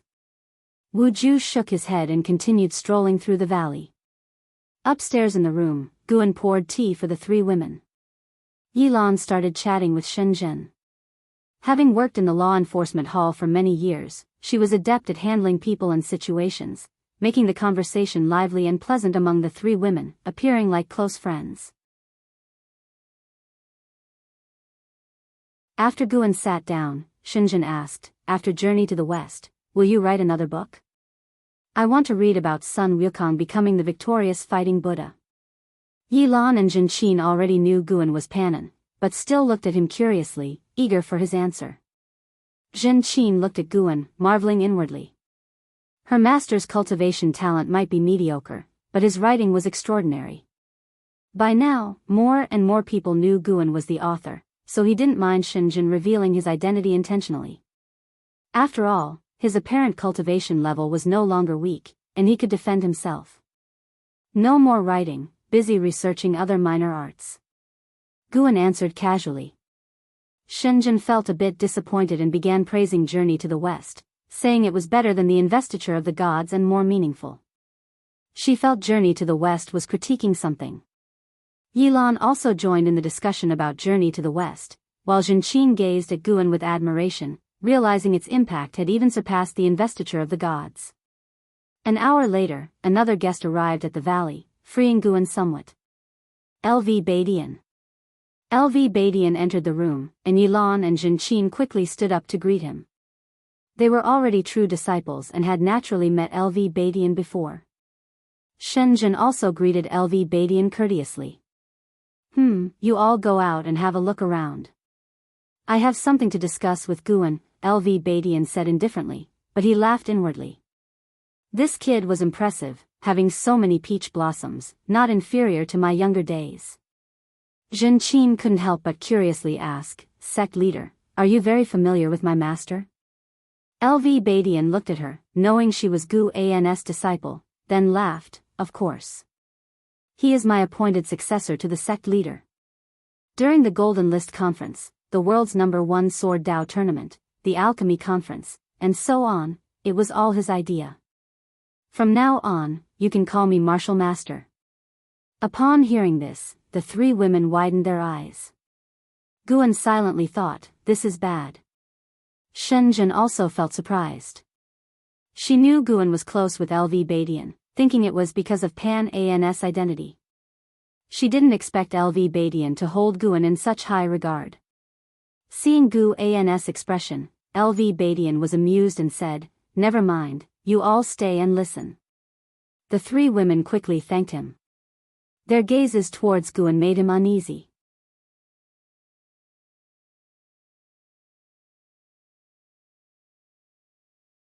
Chapter 231, The world-destroying catastrophe is coming. LV Badian sat down, then began to ask Guan about what kind of event to hold next to make it more attractive. Yilan, Zhenqin, and Shenzhen stood by, listening. They were also curious about how Guan strategized for LV Badian. Guan pondered and said, the Supreme Sect has already held numerous events. Although the types are changing, for the vast majority of disciples, there isn't much participation. Other sects have started to imitate us, making it hard to increase our influence no matter what kind of event we hold. LV Badian nodded, troubled by this situation himself. Other sects were not fools. Seeing the Supreme Sect to profit, they also began to hold similar events. Especially with Sainthoud's sect joining, cultivators across the land flocked to them, significantly reducing the Supreme Sect's appeal. To this day, Sainthoud's sect remained the top sect in the immortal cultivation world of the three dynasties. Shenzhen also fell into deep thought. Although the Great Yu dynasty was no more, the Dao Tian sect remained. Now, having established close ties with the Supreme Sect, the better the Supreme Sect's development, the more it benefited Dao Tian's sect. Guan continued, actually, we're in the best position. We have 2 Mahayana realm cultivators and the mysterious sword Venerable Fudao. On this point, Sainthoud's sect cannot compete. If you want to surpass Sainthoud's sect, why not hold a Tianbang tournament? No age limit, no cultivation realm limit, combat to determine the top 100 ranks. As long as we announce it, the world's cultivators will be shaken. Sects that don't dare participate will only be ridiculed. If Sainthoud's sect doesn't dare to participate, they will be deemed weaker than our Supreme Sect in the eyes of the world's cultivators. If they participate, then let it be a normal competition to see if their Daoist lord can defeat Senior Xian and Senior Qiao. LV Badian's eyes lit up upon hearing this, but he still hesitated, saying, Mahayana realm combat, if it gets intense, how do we control it? Guan thought for a moment and said, how about holding it in the outer sect? We can use Sword Venerable to deter them. LV Badian frowned, still hesitant. The Supreme Sect's high-level members also had reservations about Sword Venerable. They didn't know what Sword Venerable's intentions were or his origins. Previously, they fantasized that Sword Venerable was an ascetic trained by the Supreme Sect, hiding his cultivation level, unknown to anyone.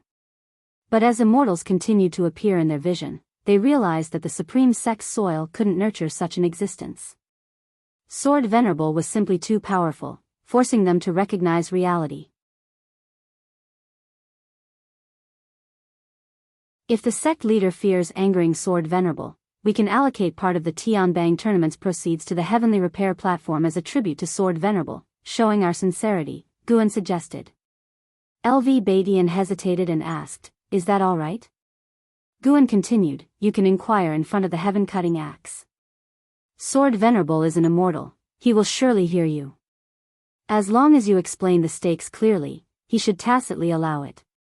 After the Tianbang tournament is held, as long as the Supreme Sect cultivators retain the top position, other sects won't be able to host their own Tianbang tournaments, since only the top sect in the world has the qualification to host it. If Sainthoud's sect cannot secure the top position, their morale will also suffer. Like the previous Golden List tournament, the Tianbang must be recorded. It's best to distribute it to the world's cultivators without charging spirit stone fees, to spread its influence first. The second Tianbang tournament can then collect spirit stone fees for profit. As long as the Supreme Sect made this announcement, the matter would be settled. Throughout history, no sect dared to do it despite thinking of it. Gathering the world's top cultivators within their sect to compete for supremacy could easily spiral out of control, possibly leading to total destruction. The Supreme Sect was different, as they had the balance-breaking existence of Sword Venerable Fudao. Shenzhen couldn't help but say, "This plan is indeed devious. No sect in the world can refuse. Even if they know they can't secure the top position, they have to participate." The more LV Badian thought about it, the more feasible it seemed. As long as the Supreme Sect secured the top spot, they could still attract great cultivators in the future. What if cultivators from the Holy Land or overseas participate? What do we do then? LV Badian hesitatedly asked. Guan smiled and said, "Wouldn't that further prove the Supreme Sect's influence? Even cultivators from the Holy Land couldn't resist participating. As long as our people's ranks are the highest within the three-dynasty immortal cultivation world, that'll be sufficient." LV Badian found it reasonable and began to discuss the specific details with Guan. Mere slogans wouldn't suffice. There had to be tangible benefits to attract more cultivators to participate. Yilan watched Guan and LV Badian discuss matters involving the world's great trends. She felt sentimental. As expected, her senior brother was destined not to be an ordinary person. Zhen Qin, on the other hand, didn't think much. She was already fantasizing about the Tianbang tournament. Who wouldn't want to be the world's number one? Though she had no qualification to compete, she still wanted to know who was the number one in the immortal cultivation world. An ancient hour later, LV Badian hurriedly left, not even celebrating the new year. Guan took the three women downstairs to enjoy the New Year's atmosphere with the disciples. The disciples in the Medicine Valley even set up a market, making it very lively. As dusk approached, Lu Lingjun returned. The gap in cultivation between her and Yilan and the other two women was vast, so there was no conflict.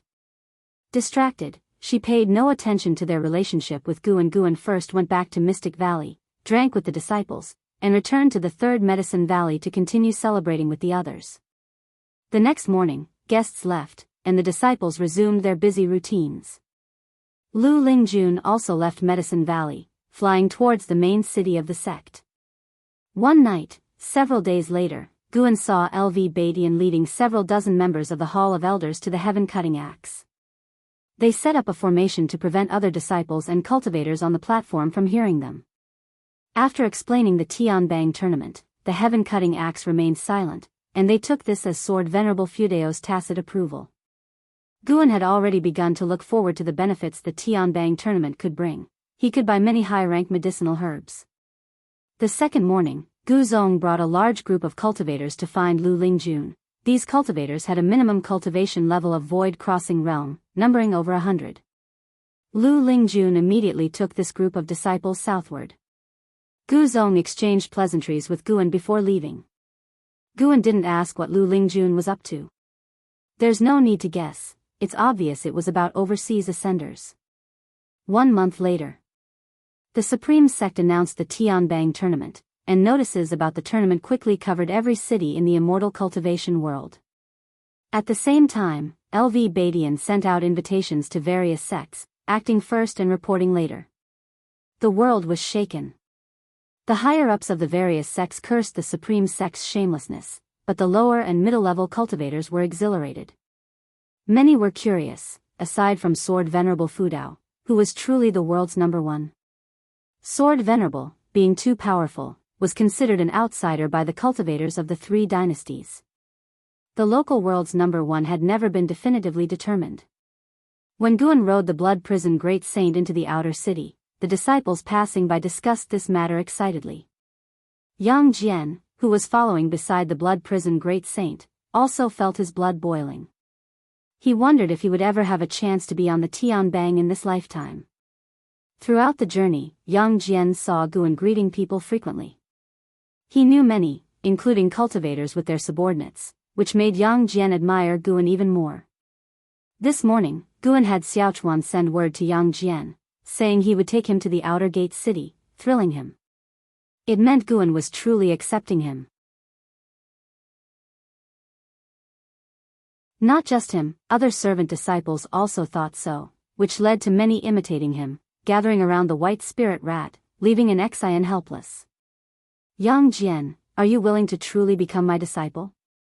Guan suddenly asked, making the daydreaming Yang Jian freeze. He asked reflexively, what? Guan glanced at him, giving him a fright that drenched him in cold sweat. Fool, the master is asking if you are willing to truly become his disciple, the blood prison great saint said mockingly. It was his way of caring for Yang Jian. Yang Jian had served him for 5 years, so he naturally had a liking for him and wanted to help him. Others might not know Guan's true cultivation level, but the blood prison great saint knew very well. The strongest person in the supreme sect was Guan. He even suspected that the mysterious sword venerable Fudao was Guan. Ah? I am willing. I am willing. Master, please accept my bow. Yang Jian was overjoyed and knelt in the street. The passing disciples all looked at him with strange expressions. Guan didn't feel embarrassed, accepting his bow. After he kowtowed 3 times, he led him up. The blood prison great saint continued forward, and Yang Jian followed closely, trembling with excitement. He had been in the 3rd Medicine Valley for 5 years. In his mind, Guan was highly esteemed. Although Guan seemed to only be at the core formation realm, there were actually mystic heart realm great cultivators hidden in the valley, leading him to imagine many things. The blood prison great saint glanced at the trembling Yang Jian, feeling a bit sour. Why? This kid seemed unremarkable and extremely ordinary. This kind of person could be Guan's disciple, while he, an invincible ascender in the mortal world, could only be a mount. The blood prison great saint felt conflicting emotions. If he hadn't been so reckless when he first ascended, hadn't hunted down Li Ye and Zhang Buku, he wouldn't have ended up like this. But then he thought, if not for those incidents, even after 1,000 years of cultivation, he might not have encountered a great cultivator like Guan. Even if he did, he would probably be killed. He considered it a blessing in disguise. He can have many disciples, but if I am his only mount, it would be different, the blood prison great saint thought, getting excited again. As the saying goes, beating a dog depends on the owner's face. Spit. Disciples eventually graduate, but a mount is a lifelong bond. Even if Guan freed him 1,000 years later, he would pledge loyalty, saying he would always be Guan's mount. He wanted Guan to be his backing in the great heavenly spirit land. The more the blood prison great saint thought about it, the more excited he became. His ox body began to tremble. Guan looked down at him and then at Yang Jian. He suddenly worried that Yang Jian might be led astray by the blood prison great saint, as his mind didn't seem stable. Just then, a shabbily dressed old man stopped the blood prison great saint. He looked at Guan, his eyes wide, rambling. The mortal disaster is coming, the ocean will engulf everything, the apocalypse is nearing. The blood prison great saint stopped, eyeing him suspiciously. Yang Jian also glanced at him, drawn by his words. The old man finished speaking, turned, and stopped other passing cultivators, saying the same things.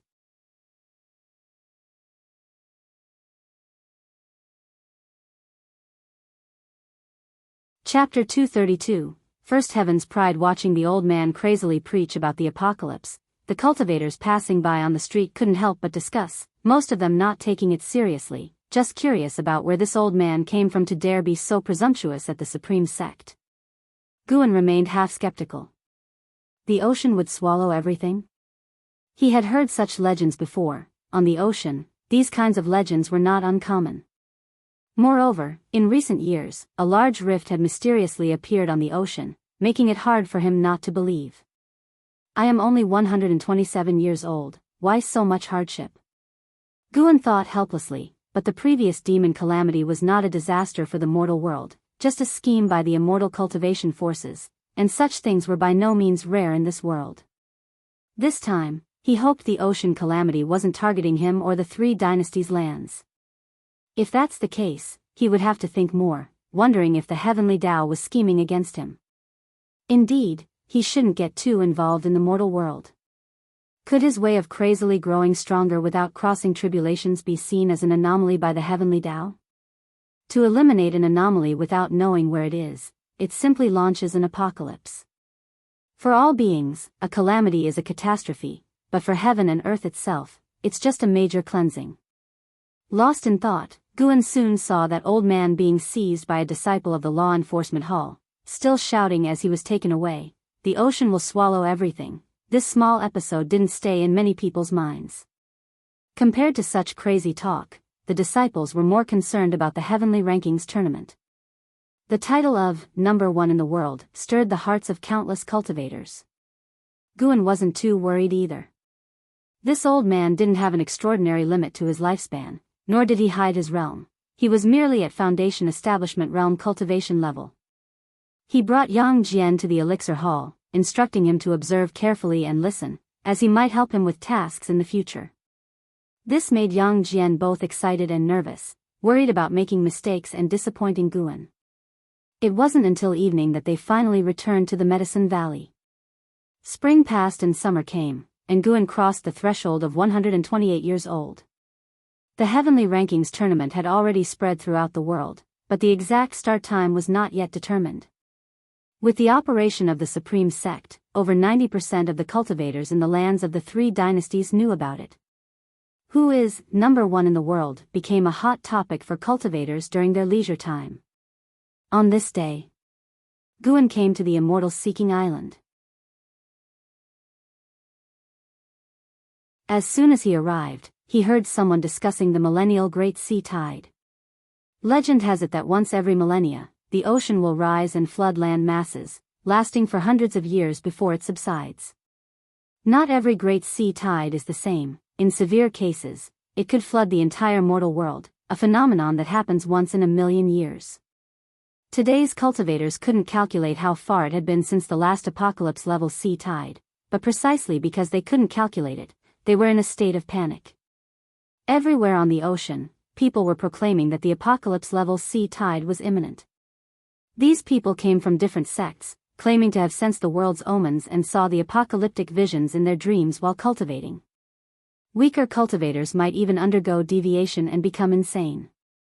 Some even linked it to the oceanic rift that appeared before, suggesting it might be a sign of the apocalypse-level sea tide. When Guan found Hu Xiaojian also brought up the matter, his face full of worry. The world is truly in chaos now.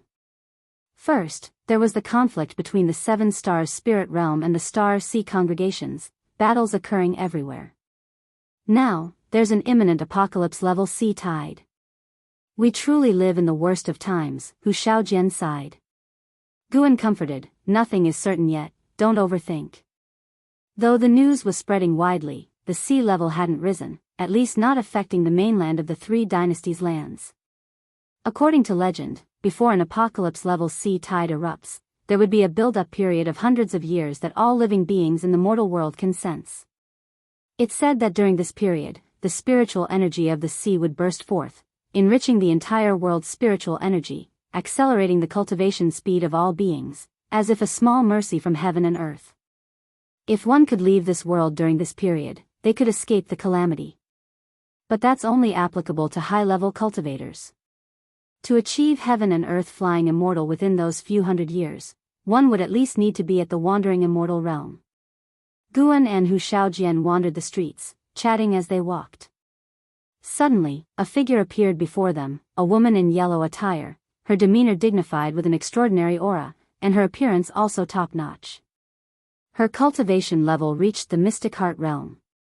May I ask if you are Senior Meng Lang? My lord wishes to invite you as a guest. My lord is Sage Tang Hai, the woman in yellow said respectfully.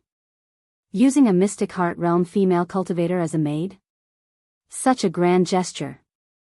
As Guan was thinking, Hu Xiaojian quietly introduced, Sage Tang Hai is an honorary elder of the Sea Protection Mansion on Immortal Seeking Island, known for his righteous actions and good reputation. The implication was that he could be trusted.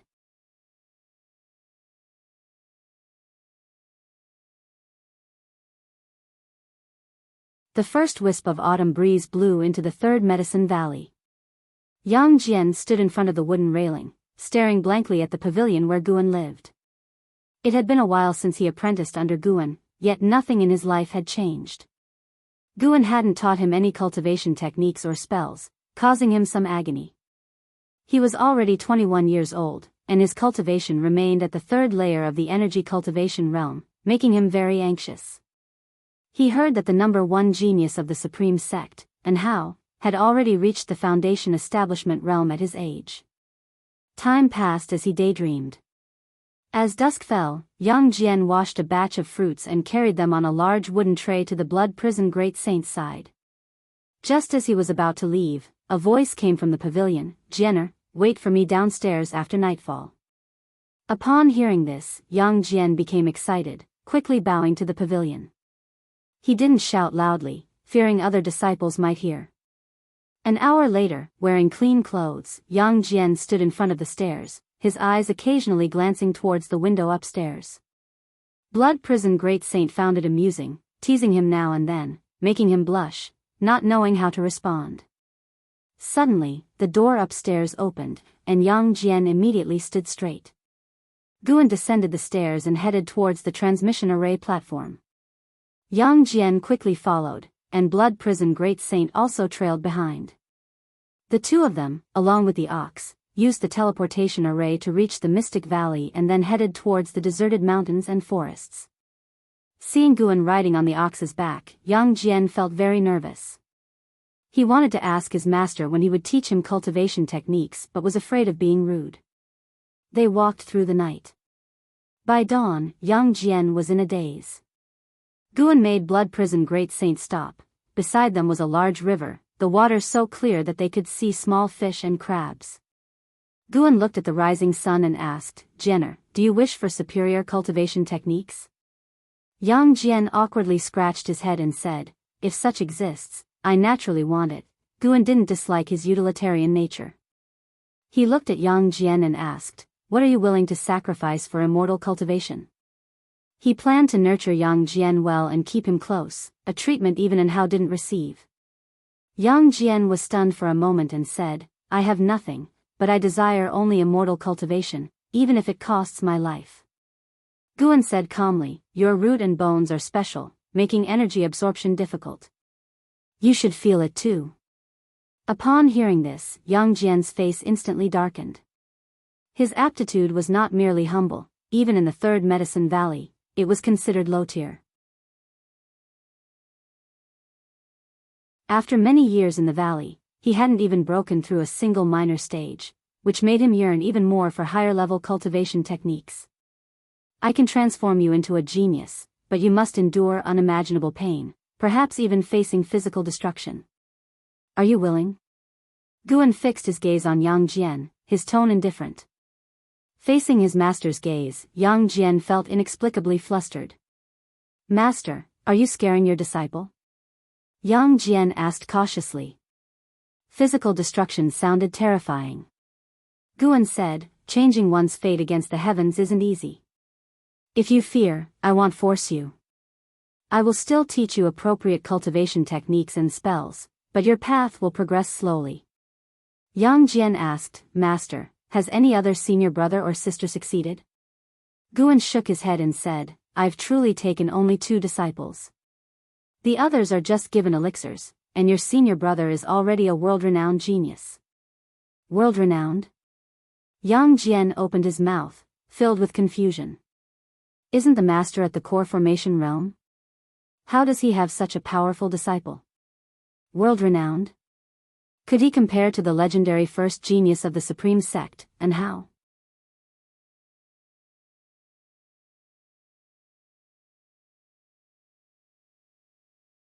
Chapter 233, What realm is above the heaven and earth? Flying immortal Guan saw through Yang Jian's thoughts but didn't explain and instead waited for his choice.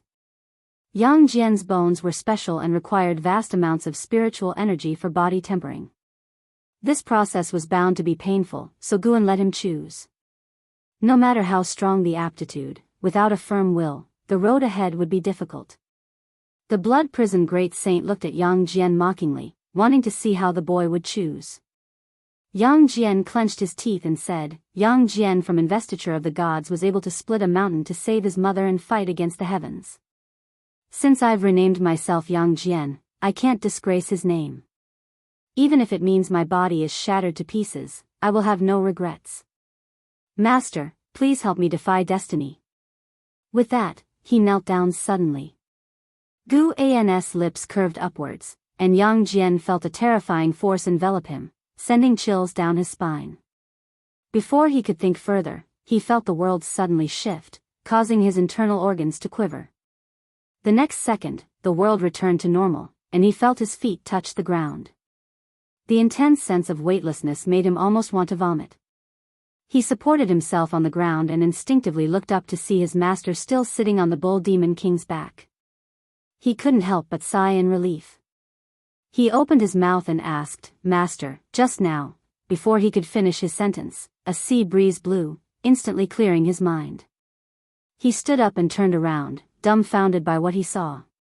What did he see? The sea, how is that possible? Yang Jian looked towards the vast ocean in front of him, utterly stunned.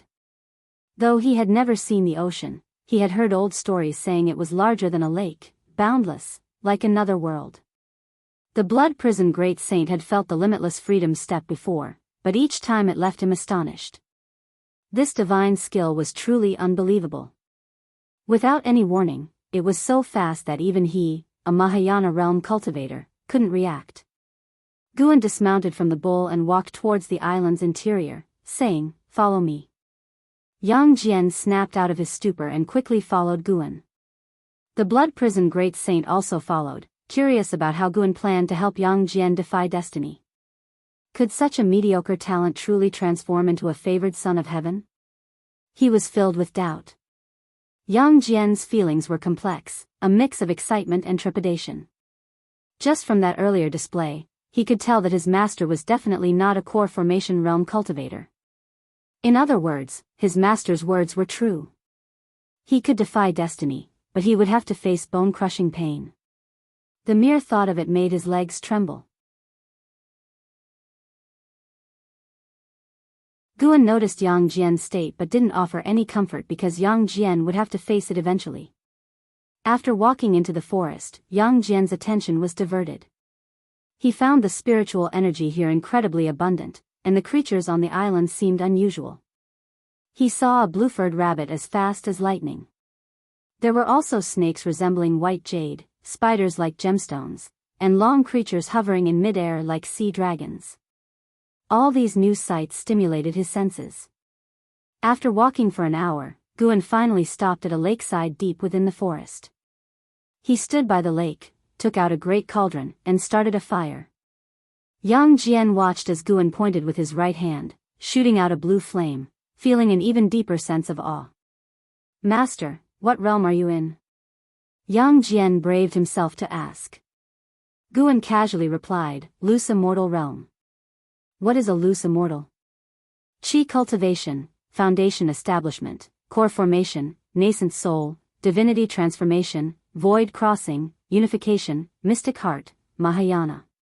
These are the 9 ranks of the mortal realm. Beyond that is the immortal path realm. Nirvana is the first step on the immortal path, and loose immortal is the second step. Guan explained, and Yang Jian gasped in shock. The blood prison great saint also learned about the immortal path realm for the first time. Was his master really only 2 major realms above him? The blood prison great saint suspected Guan was hiding something. Fortunately, Yang Jian, the innocent one, asked the question he wanted to ask. What realm is above loose immortal? That is something you will have to seek out yourself in the future. Guan answered. While he intended to reveal part of his strength, he couldn't fully expose himself. There always had to be some reserve. He had recently been contemplating breaking through to a higher realm. In case a world-destroying sea tide erupted, he feared the heaven and earth flying immortal technique wouldn't suffice. He wasn't too worried, though. If the mortal world were ever submerged, he could escape to outer heaven or open a grotto heaven under the sea, bringing those close to him into a minor heaven and earth of his own creation. Yang Jian continued to inquire about the differences between the various realms, and Guan patiently answered, gradually emboldening Yang Jian. He suddenly felt that his master wasn't as terrifying as he had initially thought and was actually quite gentle. In reality, Guan treated all his disciples gently, including him, but his desire to depend on Guan brought inevitable pressure. After Guan had finished preparing the medicinal herbs, he instructed Yang Jian to enter the medicine cauldron. Yang Jian asked if he needed to undress, and Guan replied that it wasn't necessary. Ordinary robes couldn't block spiritual energy.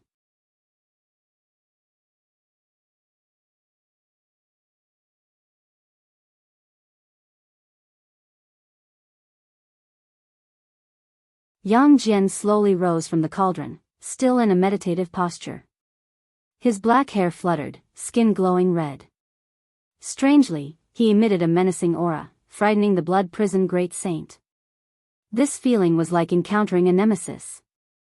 Rumble, a thundercloud had quietly formed in the sky, brewing a mighty force. What kind of life grid is being altered? This is too overwhelming. The blood prison great saint thought in astonishment. Even with his divine beast blood-enhanced physique, he was intimidated by Yang Jian's presence, indicating how terrifying Yang Jian's physique had become. He turned to look at Guan, who remained unfazed. Simin.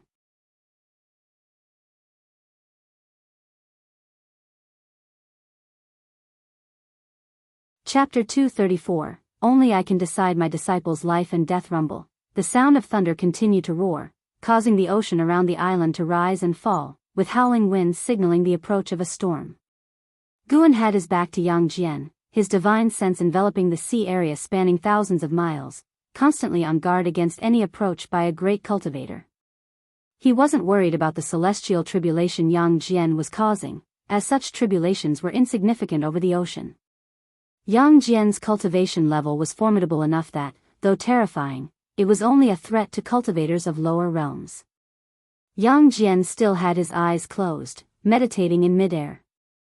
His robe fluttered wildly as the nature's spiritual energy surged into his mouth and nose. Simultaneously, his pores expelled searing qi, enveloping him and making him appear extremely imposing. His eyebrows were tightly furrowed, enduring unimaginable pain. His entire focus was on his inner being, completely unaware of the outside world, or even that he had floated up into the air. The thunder roared like a heavenly god, oppressively overwhelming. The blood prison great saint lay prone on the ground, his mindset now adjusted and filled with anticipation. He was eager to see what kind of defying fate Yang Jian would create. Bang! A sudden bolt of lightning struck down, hitting Yang Jian. In an instant, his robe was reduced to ashes, and his body turned charred. As the lightning subsided, blood began to seep from his skin, making him look ghastly. Within 3 breaths, he was transformed into a bloodied figure. Guan turned to look at Yang Jian, his gaze remaining calm. The blood prison great saint also remained composed, sensing that Yang Jian's life was not in immediate danger. One bolt of heavenly lightning after another struck down. Guan sharply noticed that these heavenly lightnings contained 5 elements spiritual energy. Could it be that Yang Jian's physique could directly absorb the 5 elements spiritual energy? No wonder such immense spiritual energy was needed to break through the constraints deep within his bone marrow. Too monstrous, thus unaccepted by the heavenly Tao. Guan's expectations for Yang Jian grew. He wanted to see what kind of transformation Yang Jian would undergo. Yang Jian continued to endure the lightning strikes, his skin and flesh splitting open, blood splattering, yet his aura didn't weaken. Instead, it brewed an even stronger force. After around 30 minutes, Yang Jian's body was devoid of hair, his skin was completely charred, with white bones faintly visible at the joints. The might of the heavenly lightning reached a new height, causing the blood prison great saint to grow tense, fearing that Yang Jian might suddenly die. At this moment, Guan felt an aura rapidly approaching.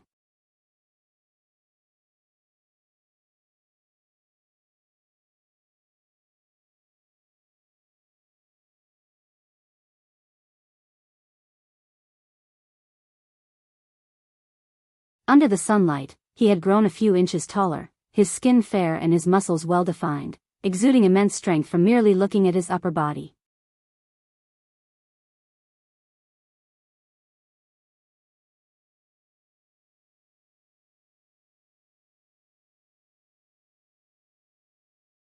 He took 2 steps forward and said, "Daoist friend, our meeting is fate.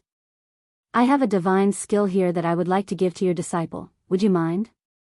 Guan said, "Jenner, quickly bow in gratitude to senior." Upon hearing this, Yang Jian turned around, cupped his fists, and bowed to the immortal-seeking Taoist, thanking him for the divine skill.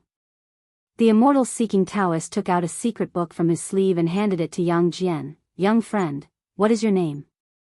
I will keep an eye on your achievements in the future." Yang Jian took the secret book, first looking at Guan, seeing him nod. He then replied, "My name is Yang Jian." Yang Jian?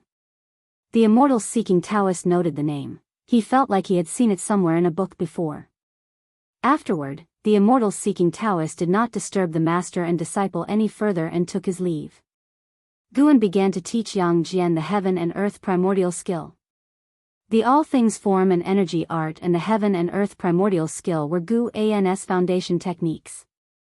Even in Hao only practiced a lower version, showing how much Guan valued Yang Jian. Yang Jian had been in the valley for many years, though he didn't have an outstanding personality. Guan liked his honesty. This boy had ambitions but did things steadily. He clearly wanted to get close to Guan but never looked for a chance to face Guan directly. Instead, he dutifully served the Blood Prison Great Saint and the White Spirit Rat for years, which even Guan found amusing. In Gu An's eyes, Yang Jian was like an unpolished gem, and he looked forward to seeing what kind of person Yang Jian would become under his careful training. Guan did not seek Yang Jian's repayment in the future. Teaching Yang Jian was just an embellishment to his leisurely life. He merely wanted to teach a disciple, nothing more. In the evening, at the Third Medicine Valley, Guan rode the Blood Prison Great Saint down from the transmission array platform, with Yang Jian following beside him. "Master, where have you been? I haven't seen you for 4 days." A passing an Exayan asked curiously. Her eyes turned to Yang Jian, widening as she carefully examined him. "Just went out for a walk." Guan casually replied, then dismounted and walked alone towards the pavilion. An Exayan immediately approached Yang Jian, examined him closely, and asked, "Are you really Yang Jian? How have you changed so much?" Yang Jian had already mastered the sorcery of the all things form and energy art, letting him conceal his aura, but he couldn't precisely disguise his realm. He said nervously, "Master gave me an elixir to temper my muscles and bones, so my skin has become a bit whiter." "I see, it looks like Master has accepted you as a closed-door disciple." An Exayan smiled. She did not harbor any jealousy, as her master was far more powerful than Guan.